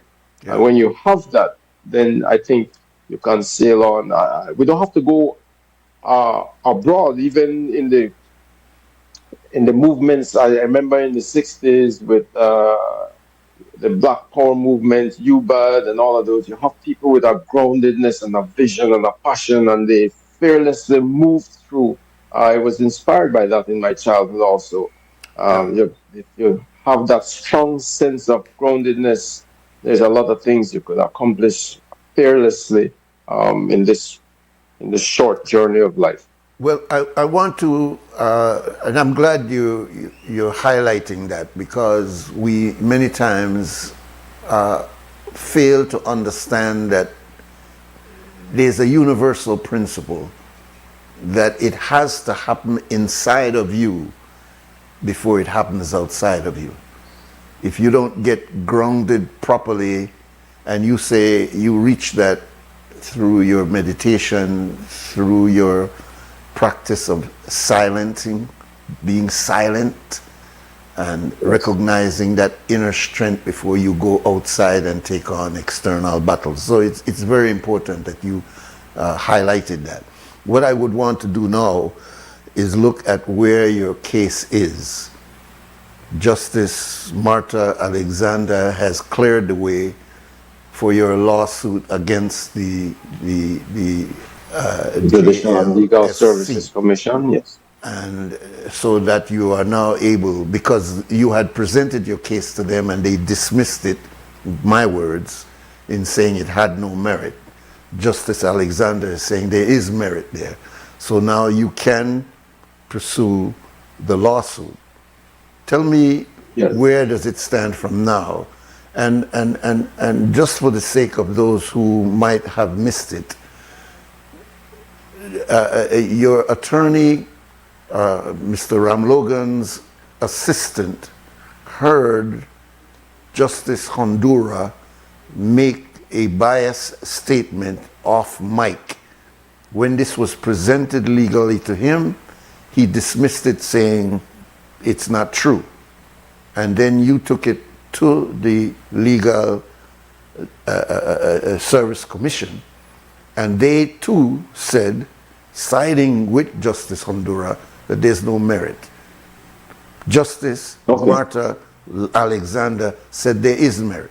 And so we're back then with you suing or having the right to sue them. Take us from there, please. Okay, first, let me I just want to say this, and I want to remind our Belizeans that no one is above the law. No governor general, no prime minister, no attorney general, no political party, no government, no one, no judiciary, no one is above the law. And so once you have that principle, you can move forward to really calling out. You cannot say yes and massa anymore. You can't look up to people and don't look down. My father always say, you don't look up at anybody, you don't look down at anybody. You treat everyone respect, but you have to call them to task. So it is in that kind of a mindset and framework that I also I could challenge the system. No one is above the law, not even a judge. So during the case that we had a constitutional case in which, again, we're going to challenge at the Caribbean Court of Justice just because of the nature in which it went. During the case, as you mentioned, yes, the judge was overheard, his mic was not turned off, saying things that made us feel like our case was compromised. So we made a complaint with affidavits, sworn statements to say that we felt that there was misconduct in our case, and we sent that complaint to the Judicial and Legal Services Commission. I feel that they were treating it as a kind of a cavalier, let it blow away like a lee breeze. But I did not stop there. I insisted, please investigate this. I keep getting answers saying, well, the matter has the attention of the JLSC. Very crisp statement. And then I wait. Weeks, no response again. Then I would ask again, please, what is happening? And again, the matter has the attention of the JLSC. Very crisp statement each time I ask. And then suddenly, I got the final statement said, well, it does not meet the threshold for further investigation or action. They did not even tell us if they used our sworn affidavits. They did not involve us in the whole process of investigation. We do not know what happened for them to reach that conclusion. And that conclusion was reached when I said we will carry this matter to court. And suddenly we get a letter, we investigated it, and it did not meet the matter. It had no merit. And so we did decide to carry it to court for a review, judicial review, and then we were cleared. Yes, we can sue the JLSC.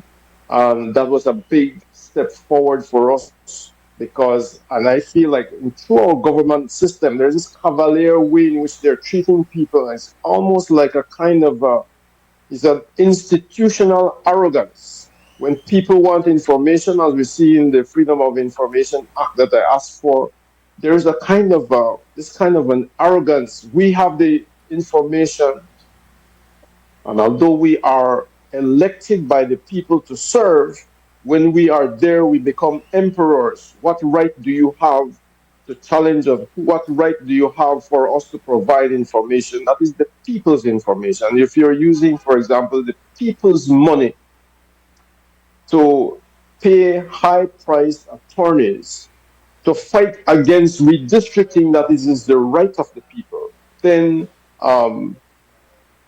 where is the democracy, the transparency, the accountability? So what I saw, for example, is that there's no money budgeted for the Electoral and Boundaries Commission for redistricting for 2025, yet hundreds of thousands is my estimate paid to attorneys to fight against the people's right. And that itself needs to be called out, and we need to find out how much is being spent to fight against the people's rights, constitutional right for redistricting. And so for me, it is not going to go away like a lee breeze. So I am committed to this cause. I've given up so many other commitments. Last year, I canceled a lot of abroad commitments just to stay focused on this. And that's part of the sacrifice that we have to make. Yeah. So, where does, you've also mentioned the Freedom of Information case with the Attorney General sort of dismissing it, as those are my words. Where does that stand? Are you going to find out how much these attorneys were paid, or is that a dead matter? That is not going to go away like a lee breeze. As I said, our governments have thrived in the past, knowing, and it's kind of they know the kind of Belizeans could throw their hand and give up. I will not give up. We want to know those figures as to how much was spent. It is the people's money. How much of it was used to fight against the people's right, their constitutional right for fair electoral divisions and fair representations. We want to know. And the ombudsman, the former ombudsman, also examined it legally and constitutionally, but it happened that he was not the kind of yes-sir man that he was expecting, as many in the government service are this kind of a fear since colonial times that we must bow down to, even if the emperor has no clothes, we must bow down and say, yes, he has clothes. And we have to get away from that and pursue truth and justice. It's obvious that you did not cow down. And that you I will not. But there's one more thing I want to say is that there's another Freedom of Information Act that I requested for the government to tell us, the people, how much money each area representative is getting the Community Development Fund for his electoral division. How is it being used? They need to be transparent and accountable to us. That information, the deadline is actually today. It was extended from December, around the 15th of December, to today, 15th of January. And the Prime Minister's office, the Cabinet Secretary, promised that he would have that information for us by the end of today. So I'm looking forward to that information. It is the people's right to know, again, how much money government is giving each area representative to manage their electoral divisions and how that money is being used in the electoral divisions. So it is the people's right to know this information. So I'm hearing three different cases. I'm hearing the case of the matter of Justice Honduras, of which you are now being given the right to pursue it. Then I'm hearing the case of the Attorney General refusing, even based on the Freedom of Information Act, to give you the information in regards to the monies paid to these attorneys, despite the fact that the Ombudsman has weighed in on it. The Attorney General's position still stands as far as I know. And then now you're saying the third thing is that you were asking about what each one of the constituents have made or are given with this, I forget the name that you called it, but they are Community also Development not Fund. coming up with that information. So these are three matters there. And then there's the other matter of our court. Our case will be heard at the Caribbean Court of Justice on the 12th of March. The same, our constitutional case for redistricting, and the Caribbean Court is asked to examine Justice Honduras' decision to throw out the case and the issuance of wasted costs and all of that. So that will be heard at the Caribbean Court of Justice on the 12th of March. So we have all these things going on, and I have to thank all those Belizeans who have offered encouragement. Oh my goodness, when I walk, the words of encouragement is empowering. It really gives me a little boost that yes, I'm not alone. Yeah. And also the financial support that people are sending. We have raised about close to about 18,000 Belize dollars. It's a small in comparison to the hundreds of thousands government is spending, but it helps to pay for the filing fees and photocopy. Is a lot of work, and it consumed a lot of my time actually. What about reading, your researching? attorney, But Ram Logan? it is something worth it. How is he being compensated? Yes. He's not being compensated. The most I've sent for him actually is about $6,000. I could. Wow. I'm trying to find a format to release all the financial information. I'm not going to hide it like the Attorney General is doing. I'm open to releasing all those who contributed. I've sent some of it to some of those who contributed. How much is spent? That is open for people to know. That's not going to be hidden. This is also the people's money that I am using, apart from, of course, my own personal funds. And it's a tremendous sacrifice, but that is what we have to do. Otherwise, if everybody throw their hand up and say, well, nothing will happen in the government, it's like we have to continue chip by chip to peel these layers of corruption, to peel these layers of those who arrogantly think that once they're elected, they're the masters and not servants of the people. In fact, the word minister means servant. You're serving the people's interests. And so consult with the people, be accountable to the people, be transparent to the people. And that's what we need to move away from. It's a transition from centuries of colonial thought and this kind of dominating thought. We need a new kind of way in which we operate our democracy. We're being told stay in your place and don't kick the system. We need some final words from you. Unfortunately, we've run out of time, but we need some final words from you, Jerry. I want to also say that this is not the first struggle I've taken on in my life. People who know me know that I've challenged the system in a lot of ways everywhere, in the institutions, in organizations, every organization, institution is run by a set of mind state, and it develops a culture. And if we do not chip away at these old kinds of leadership, then we're in for the same old, same old. So the young people, I'm kind of worried about, deeply worried and deeply concerned. And I don't blame the young people, I blame the generation before who are comfortable and do not see that there is a social contract, that they need to find ways to make the world a better place beyond their 8-to-5 jobs. And it is that disconnect that we need to correct. Find ways to connect with the young people, find ways to nurture a new sense of values, to bring people back to those days when we care about one another, we care about how the country is run.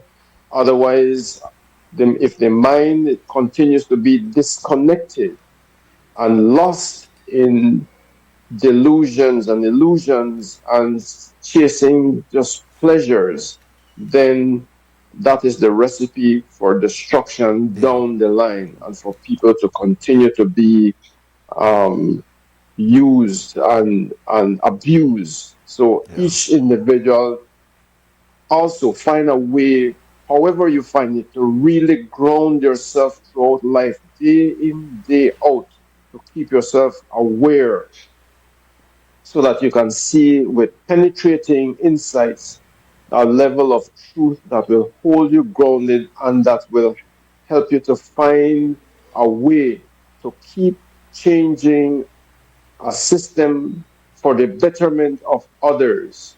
Otherwise, we can just do the same old, and then our future generation will suffer for it. So don't be afraid. Find ways, even in your school, in your homes, and to find ways to make life better. And that is what we would like for. That's how the world will be transformed. Just do your part to make life better for others. And so that is why my mission in this way is electoral justice, fairness, to have a workable democracy that respects the rights of citizens, to have leaders who are deeply grounded also and can work in the best interest of the nation, and to get rid of all this old discrimination, marginalization. We want people to be treated fairly. Thank you for having me, Nuri. We could talk some more and a lot of stuff. So. We'll continue. Thank you very much, Jerry. We'll break it now. Thank you. Thanks. All right. All right. Well, we've come to the end of the program, and we don't have any. We'll take our last break, and then we'll come back and close out. En Atlantic Bank, tu comodidad es nuestra prioridad. Nuestro centro de contacto está diseñado para mejorar tu experiencia bancaria. Con una amplia gama de opciones de servicio al cliente, ahorras tiempo y esfuerzo. Puedes llamar fácilmente para bloquear o desbloquear tus tarjetas de débito y crédito, realizar consultas de cuentas y acceder a información detallada de tus tarjetas. Ya sea que necesites asistencia con la banca en línea, apoyo para comercios o consultas generales, nuestro equipo está listo para ayudarte. Para mayor comodidad, si todos los operadores están ocupados, puedes dejar tu número y un operador te devolverá la llamada lo antes posible para asegurarse de que recibas el apoyo que necesitas. Para mayor seguridad, es posible que necesitemos verificar tu identidad con un conjunto de preguntas sencillas. Recuerda, Atlantic Bank nunca solicitará tu nombre de tu usuario ni contraseña de Atlantic Online por llamada telefónica, mensaje de texto o correo electrónico, asegurando que tu información personal permanezca segura y protegida. Nuestro equipo de apoyo está disponible de lunes a viernes, de 8 a.m. a 6 p.m. en inglés y en español. Simplemente marca al 223-1212. Esta es la línea dedicada para nuestro centro de contacto. Atlantic Bank se compromete a brindarte un servicio excepcional y las herramientas que necesitas para administrar tus finanzas de manera conveniente y segura. Aprovecha al máximo nuestro servicio del centro de contacto. Atlantic Bank, building the future together. Remember, not all light bulbs are created equal.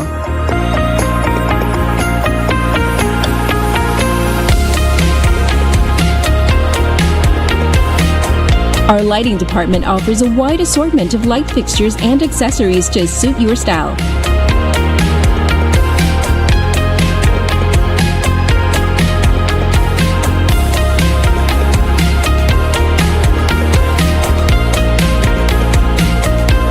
So stop in today and get the right illumination for your homecation. And don't forget your B-Box when you make a purchase. Benny's, quality and savings.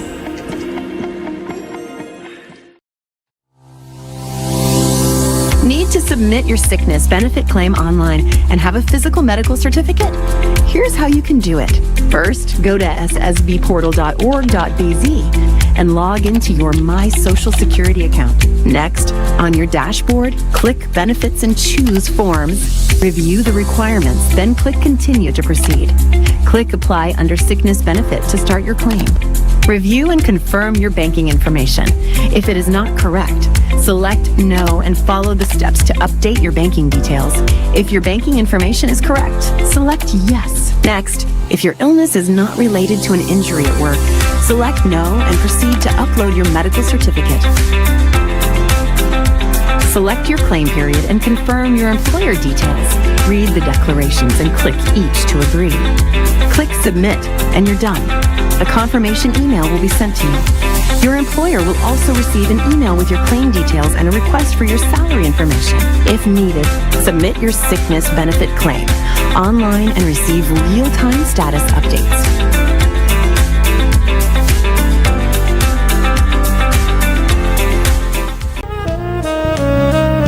Amandala is now online. You can now access Amandala's midweek and weekend issues online by logging on to our website at amandala.com.bz/news and joining our membership portal today. There's 5 easy steps to get unlimited access to weekly e-paper, archive publications, and a host of other exclusive contents. Number 1, go to Amandala's website. Number 2, navigate to subscribed areas. Number 3, choose a membership level. Number 4, check out using our secured portal. Number 5, log into the members only section.